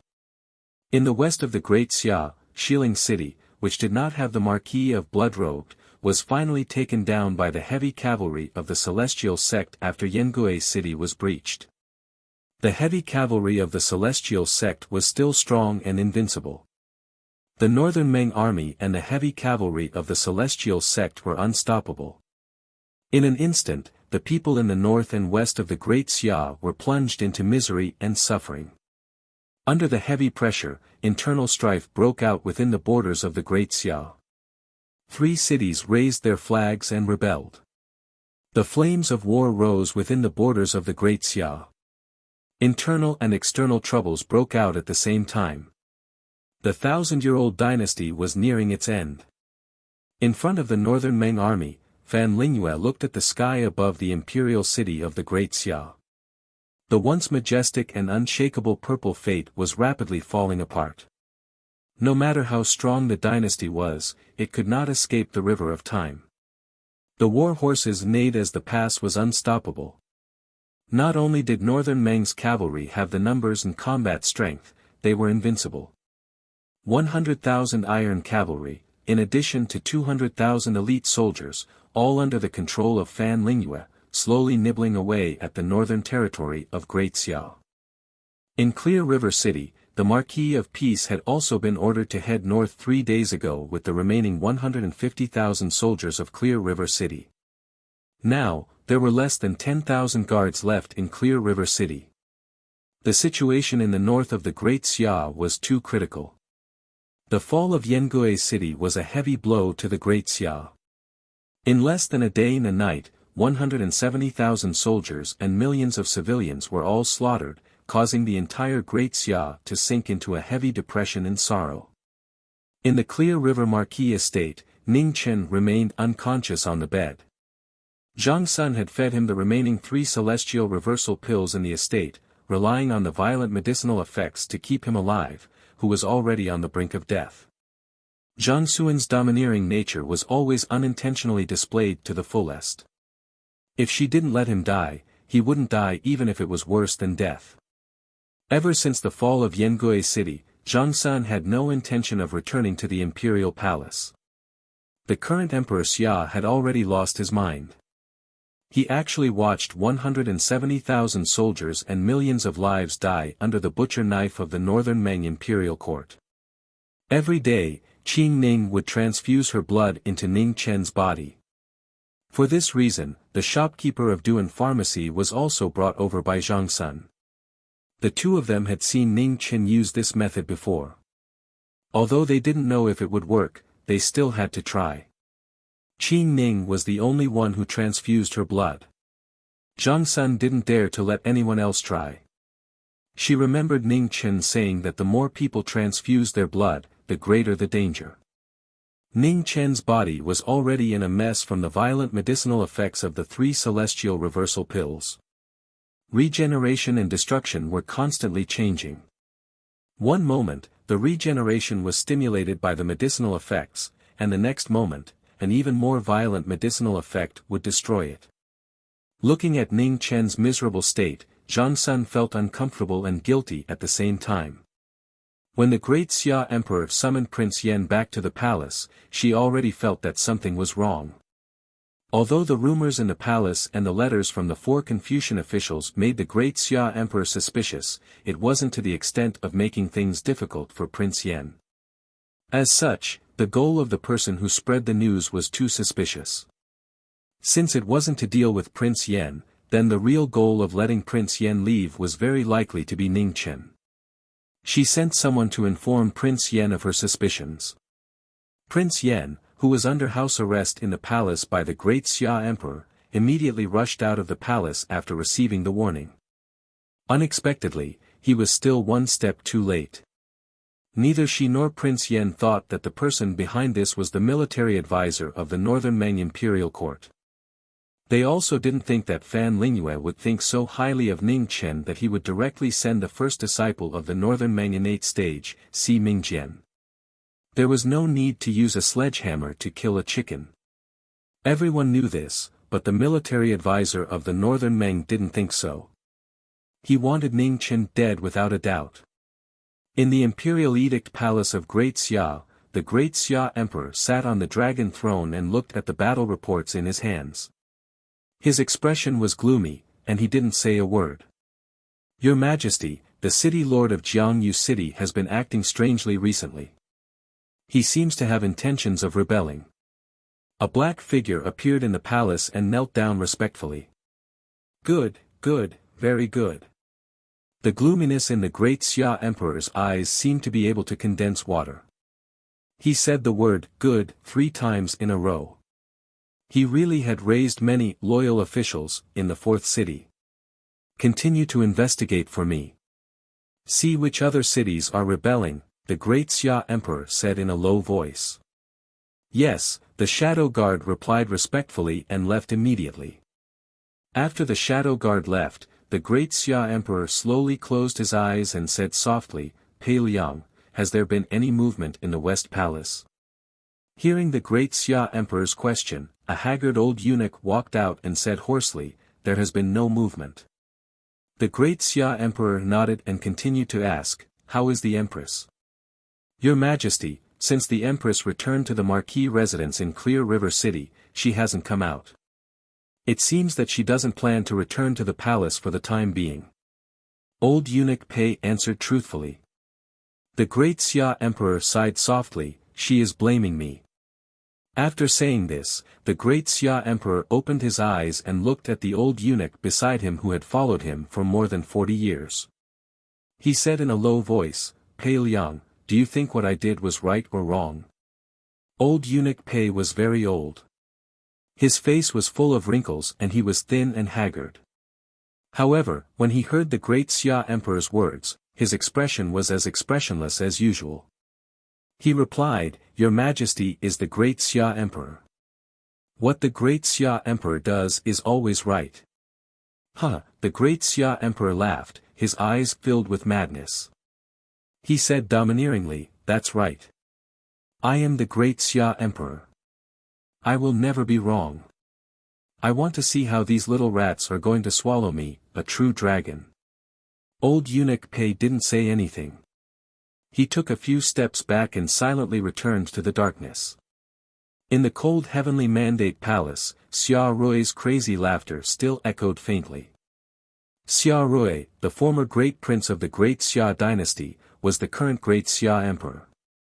After tearing off his cowardly and cautious exterior, it was as if he had become a completely different person. He was so terrifying and so crazy. The letter that he received that day was still on the table in front of Xia Rui. Who would have thought that this simple letter carried the lives of 170,000 soldiers and millions of civilians in Yengui city of the great Xia dynasty? Xia Rui did nothing. He allowed the city to fall and the people to die. He was waiting for an opportunity. "Men, prepare the carriage and leave the palace." Yes. Half a day later, the great Xia emperor left the palace. He took 3,000 imperial guards and went to Mount Chihua to pray for the soldiers who had died in the battle. The news of the great Xia emperor leaving the palace spread faster than pigeons. In this world, there were secret techniques that ordinary people couldn't imagine. They could travel 1,000 miles in a single day. The great Xia emperor leaving the palace was a big deal. Mount Chihua was located in the west of the great Xia dynasty, about 300 miles away from the imperial city. If they hurried, they could reach it in less than 3 days. 3,000 miles of imperial guards were on standby. They escorted the great Xia emperor all the way to the west. They finally reached Mount Chihua on the 3rd day. The great Xia emperor ascended the heaven-reaching platform, accompanied by old eunuch Pei and 5 shadow dragon guards. Below him, 3,000 imperial guards blocked off all the paths. However, the most unexpected thing happened. A half-step to innate realm and 8 level 9 peerless experts climbed up from the cliff of Mount Chihua and appeared suddenly. Everyone present did not have time to react. Half a day later, the news of the great Xia emperor being assassinated and falling off the cliff with serious injuries spread. The world was shocked. At first, people were still suspicious. However, after the 3 dukes came out to supervise the court, all their suspicions disappeared. Everyone knew that the 3 dukes of the great Xia dynasty were not allowed to interfere in the court unless it was absolutely necessary. This was the rule of the great Xia dynasty for thousands of years. Except for the half-step to the Xiantian realm, none of the 9 assassins survived. However, after the half-step to the Xiantian realm returned to Jiangyu city and confirmed the news of the great Xia emperor falling off the cliff, he died. Since then, the great Xia emperor falling off the cliff became an undeniable fact. The great Xia dynasty was in chaos. This time, even the 3 dukes could not suppress it. After Jiangyu city, 3 more cities rebelled. Now, the chaos of the 7 cities officially began. The powerful great Xia dynasty finally showed signs of weakness under such internal and external troubles. The collapse of the great Xia dynasty after thousands of years seemed unstoppable. No one thought that there would be so many hidden dangers in the great Xia dynasty. The great Xia dynasty had been invincible for thousands of years. No one thought that there would be any possibility of this huge dynasty collapsing, let alone something as stupid as a rebellion. In the end, the people of the great Xia dynasty underestimated the terrifying temptation of power. The great Xia dynasty was about to fall. The ambitious people in the dark could not wait any longer. This day, in Qinghe city of the great Xia dynasty, Ning Chen woke up. His hair was gray and he lay on the bed. His fingers moved slightly. At the same time, Ah Man, who was far away in the barbarian dynasty, seemed to have sensed it. Her fingers moved as well. The caltrop flower that was planted with the essence of blood in their hearts connected their hearts. Even if they were thousands of miles apart, they could not block this connection. Similarly, the barbarian king and Zhang Xuan's tired faces were filled with joy. The recent days of sleepless nights finally paid off. However, there was a slight difference. The barbarian king was happy and distressed at the same time. Zhang Sun was happy but angry at the same time. She had protected him time and time again, even going against the will of the great Xia emperor. However, he did not know how to cherish himself.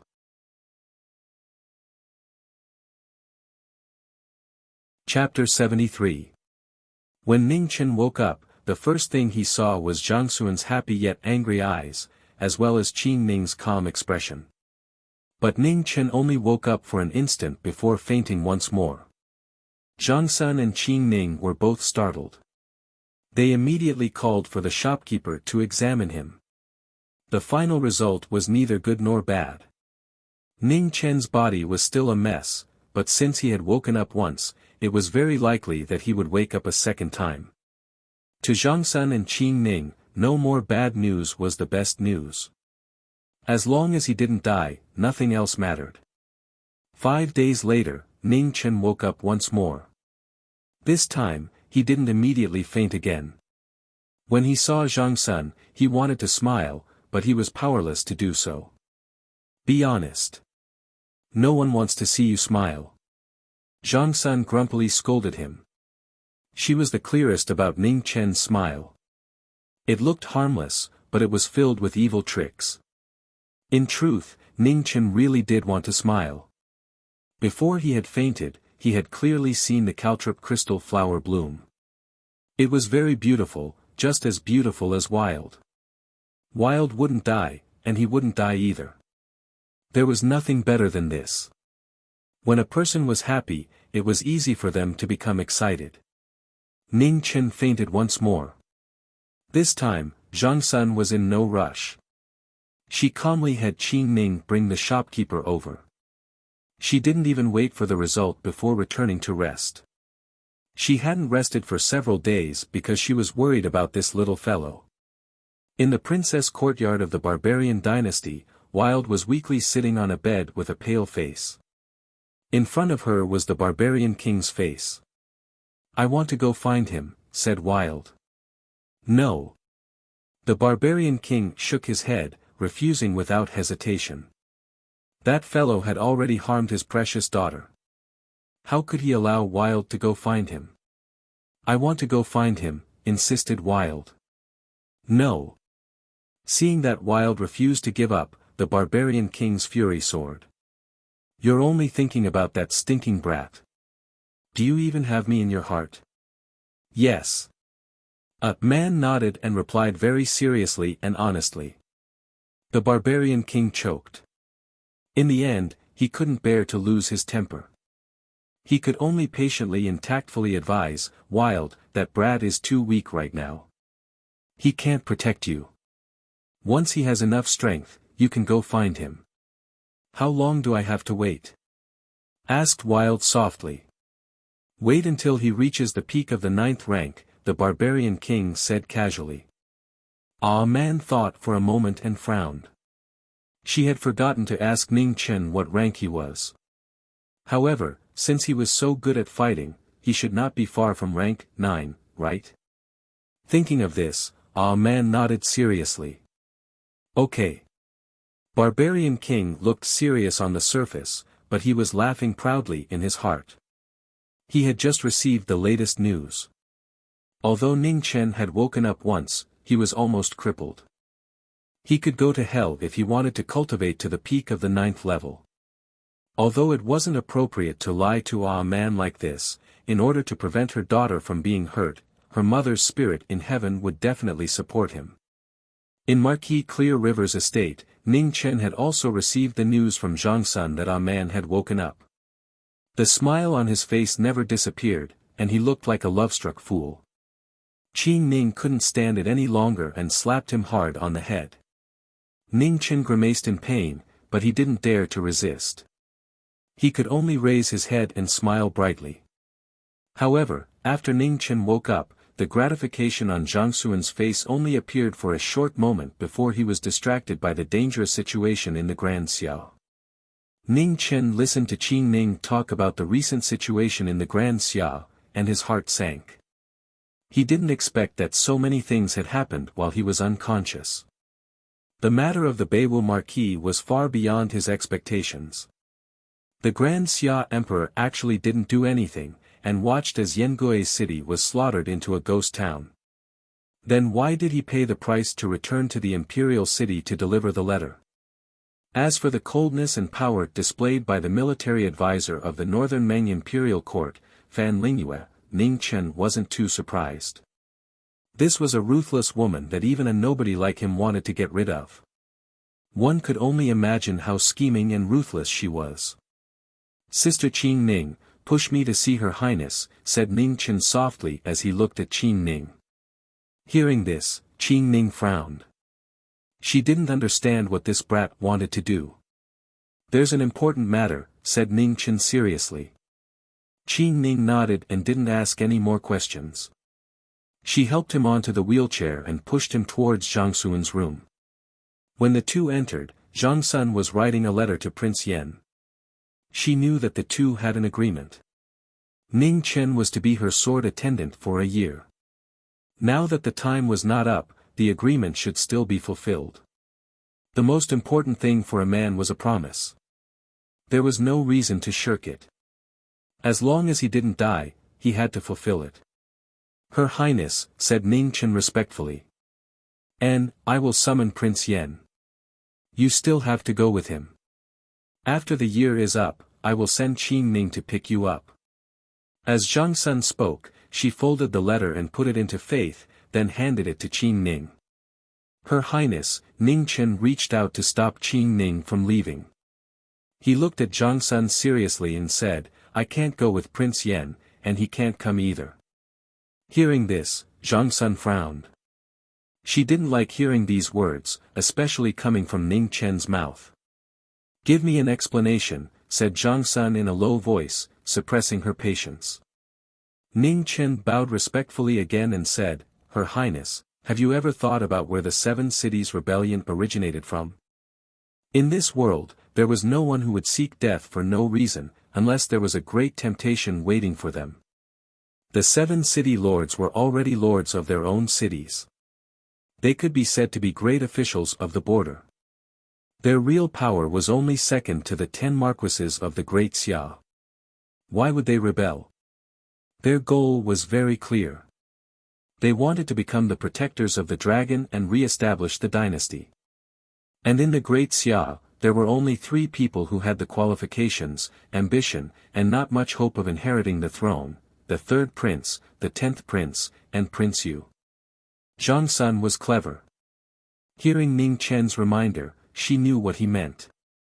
She couldn't help but frown and say, "You suspect Prince Yu?" "I'm not sure yet, but Prince Yu is indeed a suspect." After saying this, Ning Chen told her about how Prince Yu had tried to recruit him.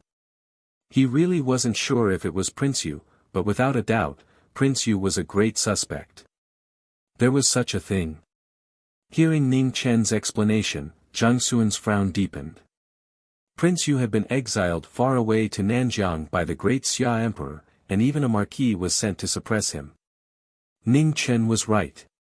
Whether or not Prince Yu was the mastermind behind the 7 Cities Rebellion, she had to be careful. Prince Yan was indeed the best candidate. There was no need to act rashly and alert the enemy. His strength alone was enough to deal with everything. Xian Tian was an undefeatable monster in this world, and Prince Yan was one of them. Even more commendable was that although Prince Yan seemed uncompetitive, he was actually a very perceptive person. If Prince Yu really did anything, the sword in the hands of the current legend of the Great Xia would not show any mercy. "Qi Ning, destroy the letter," Zhang Sun sighed softly and said. "Okay." Qi Ning nodded. Her delicate hand clenched, and the letter inside immediately turned to dust. Your Highness, I'll say something that I shouldn't say. Now that the Great Xia Emperor's fate is unknown, if we consider the situation of the Great Xia, letting the Great Prince ascend the throne as soon as possible is the best choice. When he said this, Ning Chen did not have any resentment or personal feelings. The Great Xia indeed needed to stabilize the hearts of the court and the people, and the rule of the Great Xia was to choose the eldest son. No matter how one looked at it, the Great Prince's ascension to the throne was justified and there would not be any disputes. In the short term, the Great Prince's ascension to the throne could cause the 3rd Prince and the 10th Prince to be dissatisfied and even rebel. However, once the Great Prince ascended the throne, any rebellion would become an illegitimate rebellion, and the 2 princes would have to seriously consider it. The strength of each prince of the Great Xia was far from enough to change the dynasty. The only result of rebellion was death. Of course, if the mastermind behind the 7 cities rebellion was either the 3rd Prince or the 10th Prince, this matter would be another matter. However, there was only 170% chance of rebellion. Regardless of whether or not the mastermind was one of the 2 princes, it had already rebelled. Even if the Great Prince's ascension to the throne caused chaos in 8 cities, 9 cities, or even 10 cities, it could only be so at most. In general, the Great Prince's ascension to the throne had far more advantages than disadvantages. Ning Chen knew that his words were somewhat disgraceful. After all, the Great Xia Emperor's death had not been confirmed yet. Thus, he only dared to say these words to Zhang Sun. In reality, it was not very practical. As expected, when he heard Ning Chen's words, Zhang Sun's face immediately darkened, and he gave Qin Ning a look. Qin Ning understood tacitly.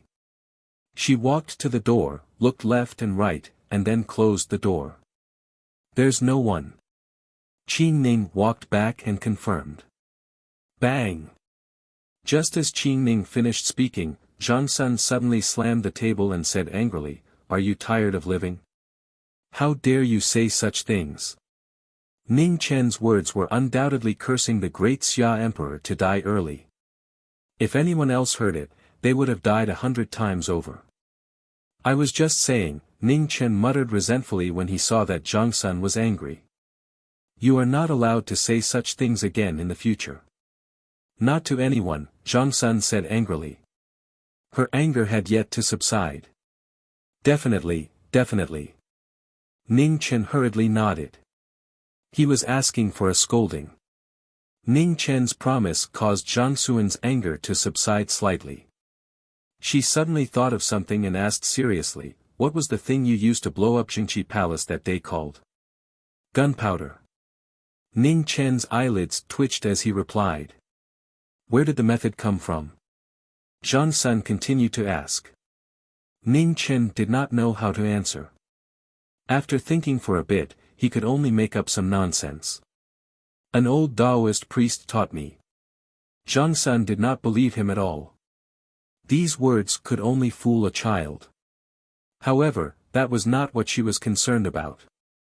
Since Ning Chen did not want to say, she would not force him. This consort does not care if it was an old Taoist priest who taught you or not. This consort only wants to ask you one thing. Are you the only one who knows the method to make gunpowder? Zhang Sun asked seriously. Yes, 100%. Ning Chen nodded and said very seriously. That is, if there was no other transmigrator in this world. Are you willing to tell me the method? Zhang Sun asked. Definitely not, Ning Chen denied without hesitation. In his world, the invention of the steam engine had pushed civilization forward, but the invention of gunpowder had pushed war forward. He could not allow this world to fall into the flames of war 100 or even 1,000 years in advance. Thus, only he knew the method to make gunpowder.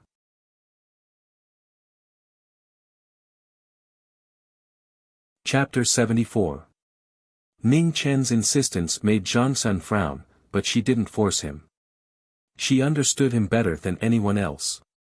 Making him yield was harder than killing him. Since you're unwilling to say, I won't force you. However, if necessary, I hope you can help Great Xia once for my sake. Zhang Xuan's words had already taken many steps back. Ning Chen naturally wouldn't be so ungrateful and heartless. He nodded and said, "Your Highness, please don't worry." Ning Chen pondered for a moment and asked in confusion, "Your Highness, has Great Xia sent anyone to assassinate the military advisor of Northern Meng's imperial court?" In his opinion, this kind of person who was extremely powerful and could even decide the outcome of a war was the easiest to deal with. Just send someone to kill the key person of the other side. He didn't deny that Fan Lingyue was so powerful that it made people afraid. However, no matter how powerful she was only a wise person and not a Xiantian. There was always the possibility of her being killed. Zhang Sun was startled, then shook her head. Not yet. Ning Chen felt helpless in his heart. It was no wonder that Great Xia kept losing in this war. The other party had used all sorts of methods, massacring cities, and even the assassination of Emperor Xia. Beimeng probably had something to do with it. On the other hand, Great Xia was still at the same spot. It would be strange if they did not lose. War was actually a battle of money, manpower, and schemes. In his understanding, schemes were basically shameless. Whoever was willing to be shameless and use all kinds of methods would be able to gain the upper hand in the war. Then have the third prince and the 10th prince been put under house arrest? Ning Chen was somewhat unwilling and continued to ask. Not yet. Zhang Sun shook her head and replied. Ning Chen was completely disappointed. The chaos of the 7 cities was about to reach the imperial city, but there was still no response from Great Xia. Although the 2 princes weren't confirmed to be the masterminds behind it, it wasn't wrong to lock them up. Your Highness, at this time, we can actually temporarily not compete with some methods. Ning Chen reminded her tactfully. Zhang Sun nodded with a serious expression. She had been careless. After the Xia Emperor's accident, the 3 dukes were in charge of the court. Among the 3 dukes, the Grand Advisor was the head of the Confucian school. He was most concerned about righteousness and etiquette. Naturally, he couldn't do such a thing. Ning Chen, you're really full of evil tricks. Qi Ning suddenly interjected from the side. Haha. Ning Chen rubbed his nose in embarrassment. Was that so? He thought so too. Zhang Sun smiled helplessly, then asked, Ning Chen, what do you think about this war? Ning Chen thought for a moment and said, looking at the current situation, the Northern Meng royal court is undoubtedly the Great Xia's biggest enemy, followed by the Eternal Night cult and the chaos of the 7 cities. However, it's better to pick on the weak. The Northern Meng royal court and the Eternal Night cult won't be able to fight back in a day or 2. Therefore, resolving the chaos of the 7 cities is the most urgent and most important matter. Is there any solution? Zhang Sun asked again. The best way was to secretly get rid of the 3rd prince, the 10th prince, and Prince Yu. Of course, Ning Chen only dared to think about this in his heart. Divide them, then destroy them one by one.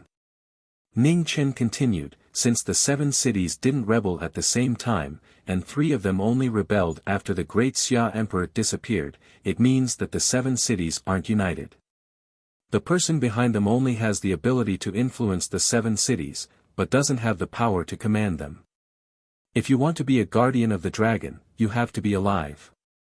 You have to control 2 princes and 1 prince, then use threats and promises on the 3 cities with the weakest wills. You can even give them the position of Marquis, a death exemption medallion, a red letter, or anything else.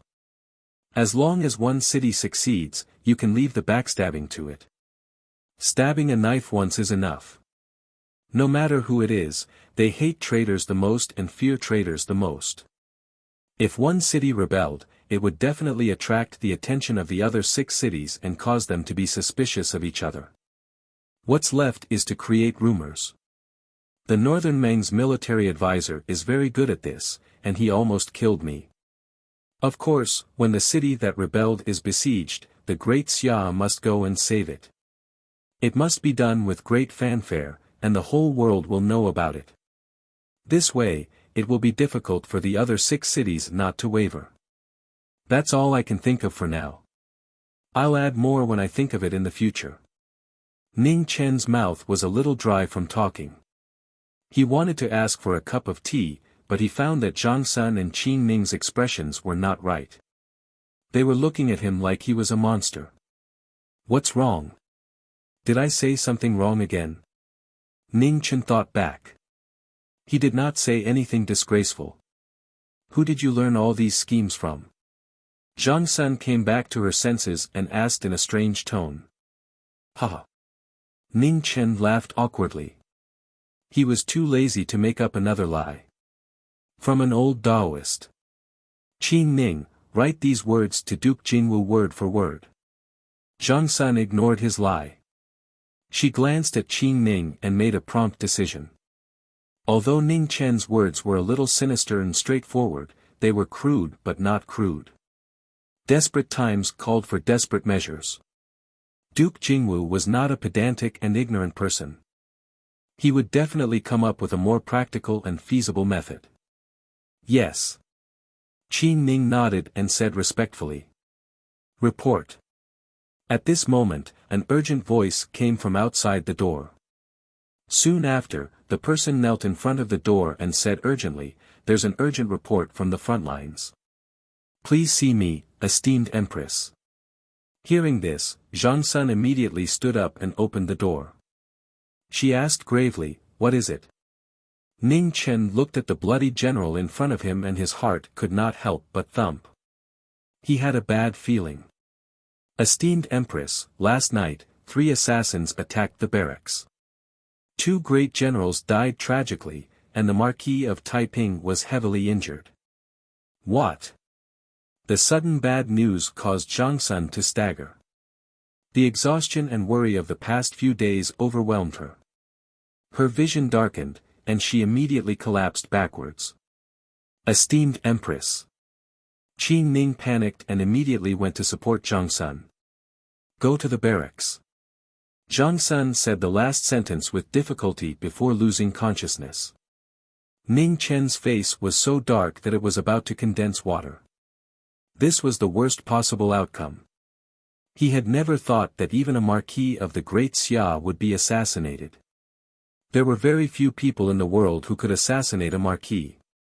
Apart from those few Xiantian experts, the number of people who could do so could be counted on one's fingers. An hour later, the carriage set off from the Marquis of Clear River's estate and headed for the Marquis of Taiping's barracks in the north. 3 days later, the carriage finally arrived at the barracks.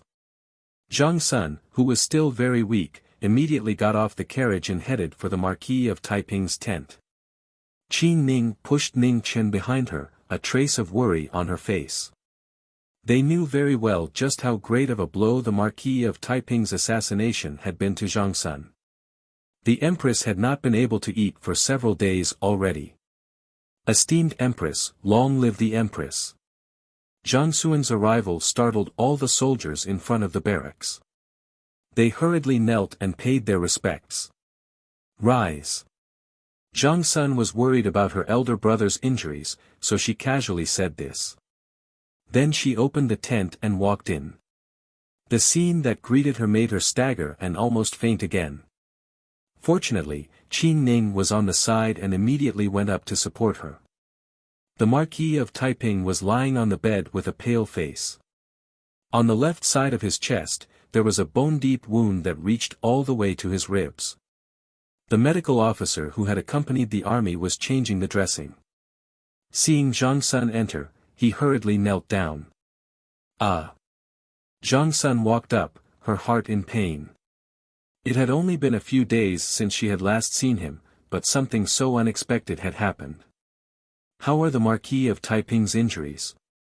Qin Ning asked from the side. This official has already done his best, but the Marquis's injuries are still not getting better, the medical officer said with a trembling voice, his expression troubled and fearful. Get up. Continue changing the dressing. Zhang Sun suppressed the sadness in his heart and forced himself to recover his strong side. He shouted in a deep voice. Many thanks, esteemed Empress. The medical officer fearfully got up and continued to clean the Marquis of Taiping's wounds. Zhang Sun felt even more pained as she watched the bloody bandages being washed off her elder brother's wounds. The army had no lack of medicine. Her elder brother had not woken up yet, so his heart must have been injured. Ning Chen looked at the wound on the Marquis of Taiping's chest and narrowed his eyes. It's a sword wound. Qin Ning also nodded. It was indeed a sword wound. There was no mistake. Was it done by the Northern Ming Imperial Court? Qin Ning asked suspiciously. Ning Chen shook his head and said, it doesn't seem like it. There are very few people in the Northern Ming Imperial Court who are good with the sword. Even their Xiantian doesn't use a sword. Although Si Ming Jian uses a sword, it's impossible for him to injure the Marquis to this extent by himself. Moreover, when I received his sword, the difference in aura is too great. Qin Ning's expression became even more serious. If it wasn't for the Northern Ming Imperial Court, the Great Xia would have one more terrifying opponent. Actually, Ning Chen already had a suspect in his heart. However, without any evidence, he could not be sure. According to the general who had reported, the 3 assassins were all swordsmen. In this world, the place with the most swordsmen was Sword City. And the only swordsmen who had the ability to assassinate a Marquis of the Great Xia were from Sword City. That sword of Sword City had once taken in 3 disciples. Now, they were all experts above the 9th rank. If they worked together to assassinate a Marquis of the Great Xia, the chances of success were not small. One should not have the heart to harm others, but one should also have the heart to guard against others. Even if he used the heart of a gentleman to steal the belly of a villain, Sword City still had to guard against him. This could not be said out loud. Ning Chen could only whisper his suspicions to Qin Ning. When Qin Ning heard this, she was shocked at first. Then, she walked to Zhang Sun's side and whispered a few words.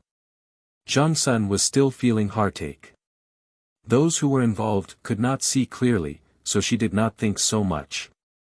However, when she heard Qin Ning's words, she immediately reacted. She knew the origin of Sword City better than anyone else. She immediately confirmed her suspicions. Although she could not be 100% sure, there was an 80 to 90% chance that Sword City was behind this. Unexpectedly, that woman from the Northern Ming Imperial Court had also persuaded Sword City to take action. They had repeatedly assassinated important officials of the Great Xia. This was to completely destroy the foundation of the Great Xia. Zhang Sun waved her hand and dismissed everyone in the tent, including the officer who had just changed Marquis Taiping's medicine. Then, she said solemnly, order Marquis Ziyang to strictly monitor Sword City's movements. If there is any movement, immediately report back. Yes. Qin Ning received the order and quickly walked out. After giving the order, Zhang Sun felt a wave of exhaustion. In just a short month, the Great Xia had been surrounded by enemies. The Northern Ming Imperial Court in the north, the Eternal Night Cult in the west, Sword City in the east, and even the 7 Cities Rebellion within the Great Xia. The only fortunate thing was that the Kingdom of True Extreme, which used to be the most arrogant, was much more well-behaved this time. The loss of 20,000 war horses was a huge blow to the Kingdom of True Extreme. It would be difficult for the Kingdom of True Extreme to have the confidence to mobilize a large number of troops in a short period of time. When she thought of this, Zhang Sun looked at Ning Chen with even gentler eyes. Fortunately, this fellow was still by her side during this most difficult time.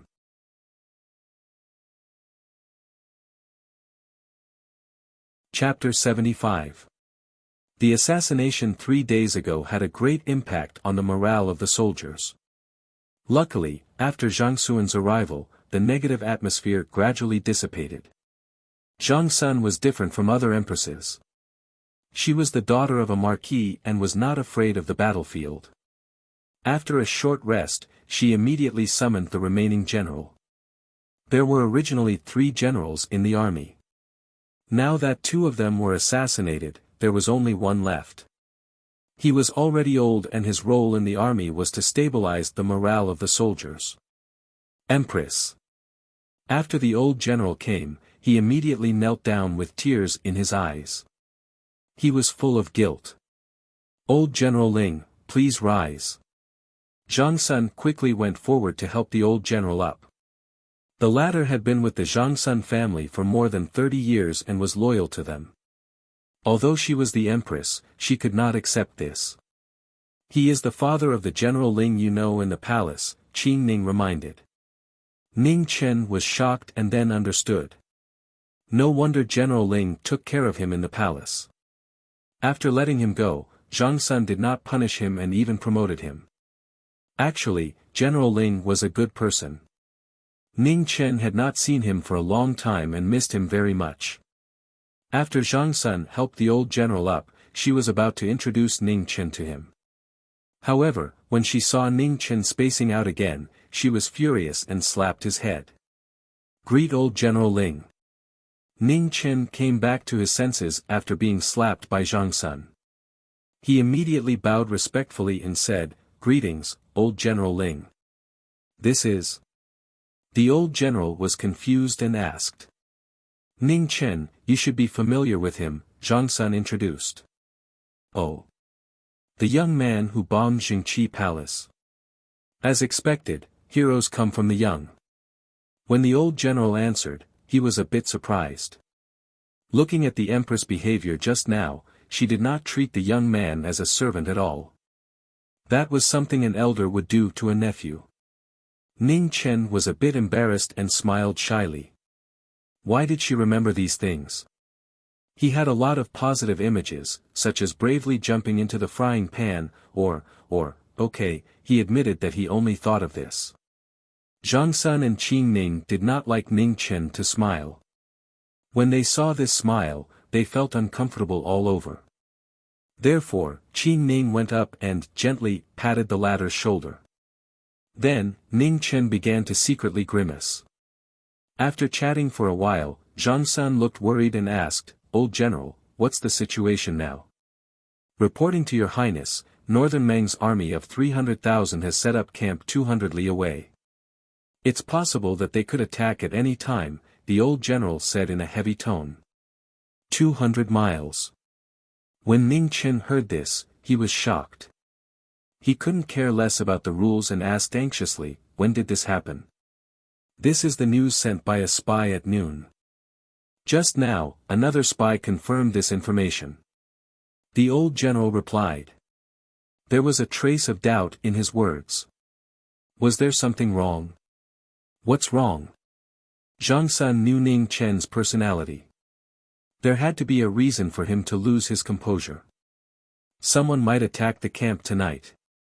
Ning Chen said in a low voice. Impossible, the old general immediately denied. Even the fastest horse would take more than 2 hours to cover a distance of 200 miles. Before that, our spies would be able to send back the news. What if the spy doesn't know? Ning Chen asked. How is that possible? 300,000 is such an obvious target. Idiot.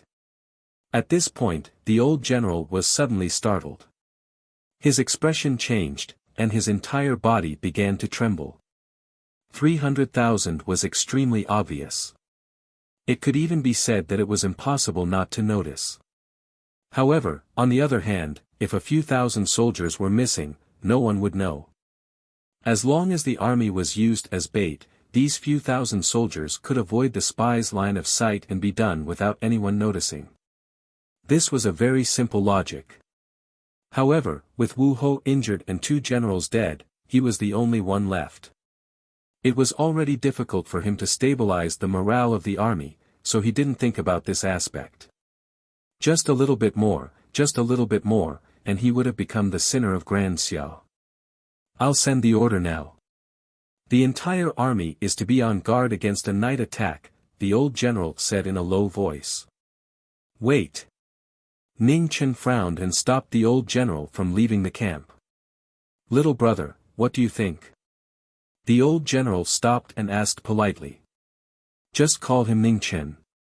He's just Hu Meng Meng. He doesn't have the qualifications for the old general to be so courteous, Zhang Sun interjected. Haha. Ning Chen rubbed his nose and said, what I want to say is that even if there really is a night attack, there won't be too many people. There's no need to make a big fuss and make the morale of the army nervous again. Hearing this, Zhang Sun nodded in agreement and said, he's right. Now that the morale of the army has finally stabilized, it's not good to be overly nervous. The old general nodded, indicating that he understood, then left the camp to make arrangements. Nyang, the old general is too old. He's not suitable to lead the army anymore. After the old general left, Ning Chen tactfully reminded her. He had already endured for a long time. This old general really wasn't cut out for leading troops. He could handle logistics, but if he went to war, he would only harm others and himself.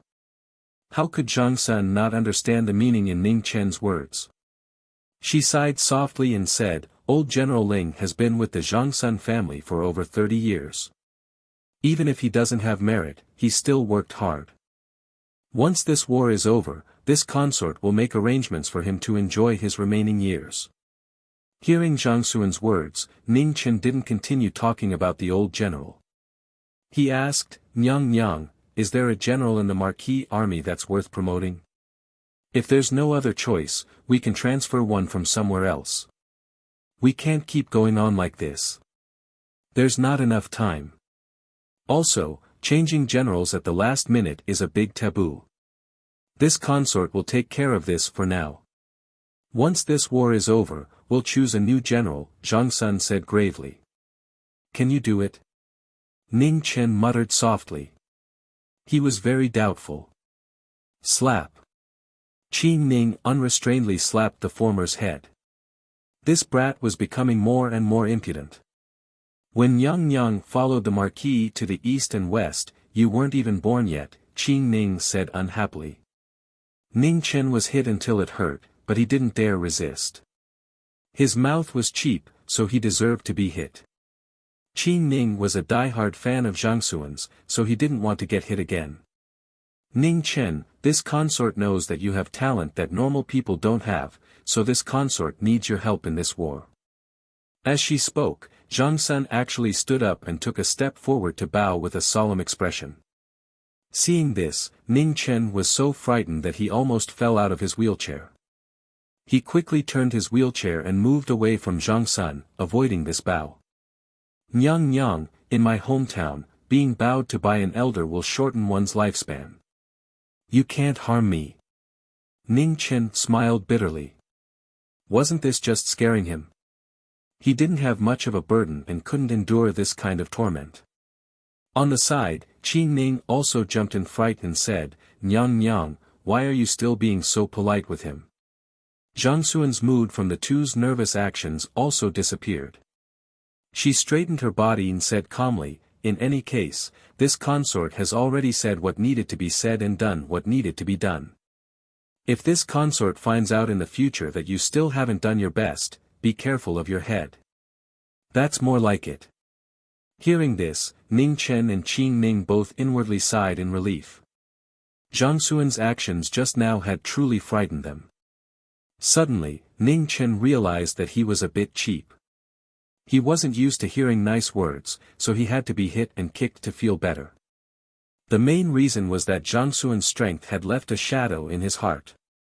If this happened, no one would be able to endure it. Do you still have the jade pendant this consort gave you? Asked Zhang Sun. Yes. Ning Chen took it out. He had always kept it close to his body, afraid that if he lost it, Zhang Sun would chop off his head. Be careful. Zhang Sun nodded and didn't say anything else. This was her keepsake, and also the keepsake of Zhang Sun's bloodline. It might be of great use at a critical moment. Alright, you guys go back and rest. There's still a tough battle to fight tonight. Zhang Sun waved her hand and dismissed them. Yes. Ning Chen and Qi Ning bowed respectfully, then left. Sister Qi Ning, what happened to Her Highness just now? She scared me to death. After leaving the tent, Ning Chen still had lingering fears. Qin Ning sighed softly. Right now, Emperor Xia's fate is unknown, Great Xia is surrounded by enemies, and Marquis Taiping is seriously injured. The pressure on Her Highness right now is greater than anyone else's. She really wants to win this battle. After saying this, Qin Ning turned around and said with an incomparably solemn expression, Ning Chen, you must help Her Highness win this battle. I will do my best, promised Ning Chen seriously. The reason it was a promise and not a promise was because he knew how terrifying the military advisor of Northern Meng's imperial court 200 li away was. He didn't have the confidence to win against her, even if he was a transmigrator. Transmigrators weren't omnipotent, but that military advisor was almost omnipotent. It could be said that the current situation in Great Xia was basically caused by that woman called Fan Lingyue. Great Xia had been at peace for a very long time, and had been invincible for a very long time. That was until the appearance of this stunning woman, who forcibly raised the strength of Northern Meng's imperial court to a level where they could barely fight against Great Xia. It was very likely that the many hidden dangers in Great Xia had the shadow of this extraordinary woman. Otherwise, why would the Eternal Night cult make a move as soon as Northern Meng's imperial court sent out their troops? Even Great Xia's territory was in chaos. In his opinion, the best way was to get rid of this woman as soon as possible. Otherwise, this battle would be too difficult for Great Xia to win. It was said that the times created heroes, but this saying didn't really apply to Northern Meng's military advisor, because this woman was so powerful that she could single-handedly create an era. Against such a person, he really didn't have the slightest confidence to win. At night, the moonlight descended. Ning Chen wrapped himself in thick clothes and sat on a high ground in front of the camp. He quietly looked into the distance, and his mouth would cough from time to time. Qin Ning accompanied him by his side. Whenever she saw him cough, her heart would always ache slightly. She knew very well that Ning Chen's injuries were far from healed. Otherwise, why would a cultivator need to wrap himself in such thick clothes at night? Gradually, Ning Chen's eyes narrowed slightly. His cultivation had already fallen between grade 4 and grade 5. Moreover, it was extremely unstable, sometimes high and sometimes low. This was only because his foundation was far superior to others that he was barely able to maintain a little bit of his cultivation. The current him only had the ability to shoot an arrow. Therefore, this arrow must be shot accurately.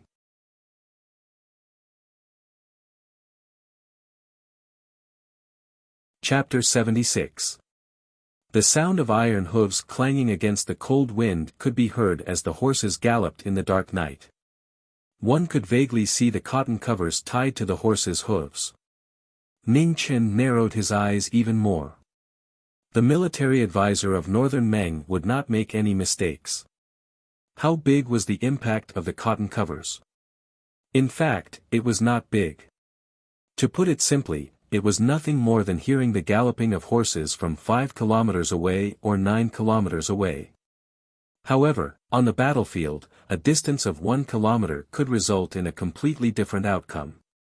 The military advisor of Northern Meng did not make any mistakes in this detail.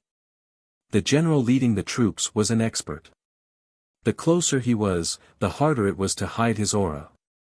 Ning Chen slowly drew his bow and nocked an arrow. He was about to shoot, but after a while, he pulled back his bow. Is the imperial concubine safe and sound? Ning Chen turned around and looked at the woman beside him as he asked softly. Qin Ning nodded. Zhang Xuan's tent was surrounded by experts from the army. As long as it was not an expert like the one who tried to assassinate Marquis Wu, the Empress' safety was guaranteed.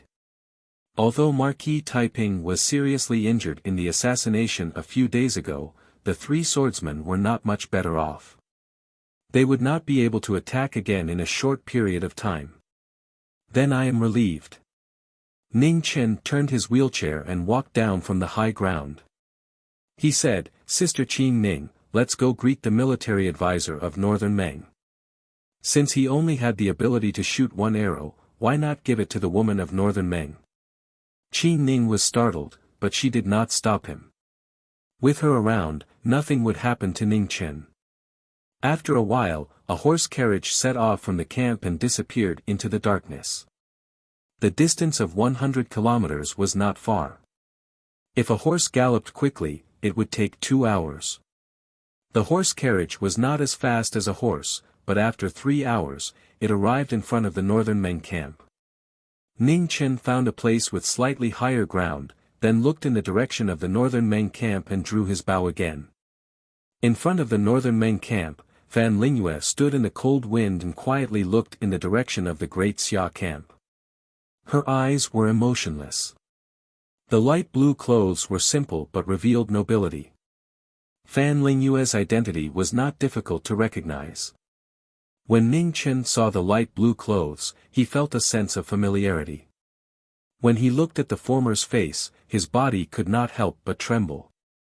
It was her, the woman he had coincidentally met in Moonfall City, Moon Spirit. Fan Lingyu, Yuling fate really played tricks on people, full of lies. It was no wonder that the 8th prince of the great Xia dynasty had died so easily. It turned out that she had appeared at that time for this matter. There was no reason to take back a bow that had been bent. In this cold wind, Ning Chen's eyes were terrifyingly cold. Just as Fan Lingyue had said, she and Ning Chen were very similar people. Beneath their calm exterior hid an extremely heartless heart. They appreciated each other and even chatted happily with each other. However, none of this could stop the two of them from killing each other. The arrow in the cold wind was like a shooting star. The silver light was so dazzling in the night sky. However, before he could react, the arrow was already in front of him. However, this stunning arrow was caught by a hand. The young general appeared in front of Fan Lingyue and blocked this merciless arrow with one hand. "Sister Qing Ning, let's go," Ning Chen said softly. "Yes," Qing Ning replied. The two of them got on the carriage and left quickly. Not long after, they disappeared into the darkness once again. In front of the northern Meng camp, the young general looked at the direction where the arrow came from and couldn't help but frown. He didn't understand who wanted to assassinate the military advisor. "He is Ning Chen," Fan Lingyue said indifferently. She turned and walked towards the tent. She didn't expect that the two of them would still meet. What a pity for those 3,000 light cavalry soldiers. Fan Lingyue knew that the attack on the camp had failed. She had said before that they were very similar. Not only were they heartless, they were also scheming. The old general in the great Xia camp was a mediocre person, but Ning Chen wasn't. On the contrary, not only was he not mediocre, he was also an extremely intelligent person. In the dark night, a blurry shadow flashed past the speeding carriage. Ning Chen sat in the carriage, his face slightly pale. That arrow just now was too much of a burden for him at the moment. He was already mentally prepared for the fact that he didn't manage to kill Fan Lingyue. However, he still wanted to say something. Fuck genius. That young general was obviously not much older than him, but he was at least at the peak of the 9th grade. Since when were there so many geniuses in this world? He had worked so hard to train for so long, and there were always experts guiding him. He didn't even lack Xiantian experts. However, after training for so long, he returned to the 4th or 5th grade. That old woman, Fate, was really fucking unfair. When the two of them returned to the camp, the battle had already ended. The 3,000 light cavalry soldiers were basically shot into a hornet's nest. Even if 100 or 200 of them escaped in the dark, it wouldn't change anything. Zhang Sun saw the two of them coming back in the carriage. She frowned and asked, "Where did you go?" Ning Chen got off the carriage and said honestly, "I went to greet the military advisor of the Northern Meng Imperial Court." Qing Ning nodded at the side, indicating that this was indeed the case. Zhang Sun didn't ask anything else. She snorted and said, "Don't be so mischievous in the future." Ning Chen and Qin Ning looked at each other and immediately separated with tacit understanding. It seemed that Zhang Sun was in a good mood. She didn't ask anything else and didn't scold them. The 3,000 light cavalry didn't bring anything with them. Their horses and armor were either dead or broken, so there was nothing to retrieve. However, no matter what, this was still a victory. Most of the soldiers who were woken up in the middle of the night were excited. It turned out that the Empress had already predicted that the northern Meng would attack the camp. In an instant, the sound of "Long live the northern Meng" spread throughout the entire Great Xia camp. Zhang Sun accepted it calmly. After boosting the soldiers' morale, she returned to her tent to rest with a trace of relief. Ning Chen wanted to shout, "I guessed it, I guessed it." Unfortunately, he didn't dare to. The soldiers of the Great Xia needed a hero who could step on colorful auspicious clouds. Obviously, the Empress, who had an extremely high reputation in the Great Xia, was the most suitable candidate. She was the tiger daughter of a general, and Zhang Sun was fully deserving of the title. Ning Chen also returned to his tent to rest. He was the most tired person tonight. That arrow had exhausted all his strength, and in the end, he didn't succeed. He had to pull Fan Lingyue away from the young general beside her. This was Ning Chen's last thought before he lost consciousness. The next day, Qin Ning, who hadn't seen Ning Chen for a long time, directly came to the tent. Just as she was about to pull him up from the bed, she felt that something was wrong. She was shocked when she touched his forehead.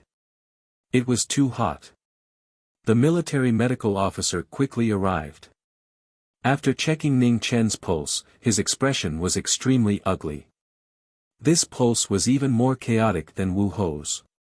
Zhang Sun also rushed over after hearing the news.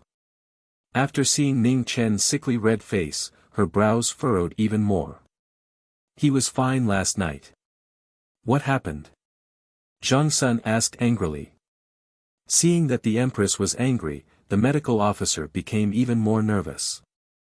He hurriedly said, "Your Highness, this is caused by a cold." A cold? How could he have a cold? Zhang Sun was even more furious. In her worry, she completely lost her usual virtuous motherly appearance. This. The medical officer couldn't explain. He didn't know anything about the young man in front of him. He only knew that the latter was very trusted by the Empress and was always by her side. Your Highness. Qin Ning stepped forward and whispered a few words in Zhang Sun's ear. Nonsense. Zhang Sun was furious after hearing this and shouted, "He doesn't know anything." Don't you know anything? How can you accompany him in his nonsense? Last night, she didn't ask much. She thought that the two of them just went to the northern Meng camp to take a look. Who would have thought that the two of them actually dared to assassinate that military advisor? This brat's body wasn't easy to stay awake, let alone attack.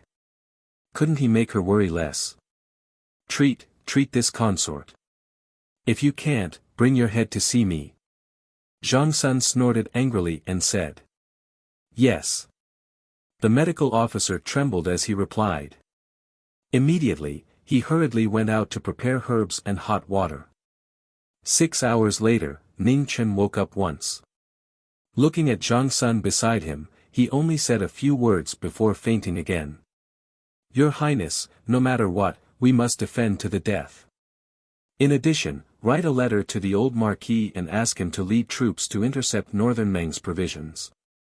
We don't need too many people, 50,000 should be enough. Also, if Fan Lingyue really uses cavalry to attack, Your Highness, please give up the 30,000 cavalry in the camp. Great Xia can afford to fight, but we can also afford to waste them.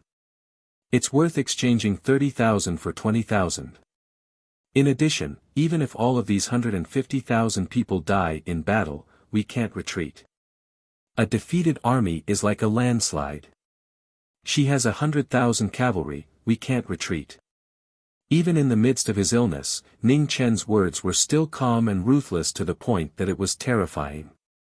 With just one sentence, he directly gave up the lives of the 30,000 cavalry and even the soldiers in the camp.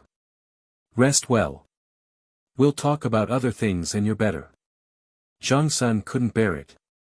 She didn't agree or reject, but instead comforted him softly. Ning Chen smiled weakly. Before he could answer, he fell into a coma again. Qin Ning felt a chill all over. This was the first time she saw such a ruthless side of Ning Chen. Do you feel like he's become a different person? Zhang Sun didn't turn around and guessed Qin Ning's thoughts. Yes, I'm not used to it, Qin Ning answered honestly. The weaker a person is, the less they know how to hide themselves. Ning Chen isn't an affectionate person to begin with. All the shyness and even harmlessness that he usually shows is just an act for others to see. The more you interact with him, the more you can feel the coldness that comes from his bones. After saying this, Zhang Sun sighed softly and continued, in the entire army, as long as nothing happens to you and me, I'm afraid that even if everyone else dies, he'll at most sigh emotionally and then turn around and won't take it to heart. I feel more and more fortunate that I forcefully dragged him into Weiyang Palace when we first met in the palace. Otherwise, if this kind of person became Great Xia's enemy, there would be a second military advisor in the world. The more Qin Ning heard Zhang Sun's words, the more shocked she became. She never thought that Ning Chen, who didn't dare to breathe loudly in front of her and Her Highness, would actually be someone that Her Highness thought so highly of, and even feared. Your Highness, Ning Chen won't harm Great Xia. Qin Ning couldn't help but say this. She could hear the fear in Her Highness's voice and couldn't help but defend herself. Huh, Zhang Sun laughed softly and said, don't worry, I don't have any other intentions. Although he's ruthless, he still cares about that little bit of emotion in his heart. I never thought that he would betray Great Xia. Of course, that's on the premise that you and I are still alive.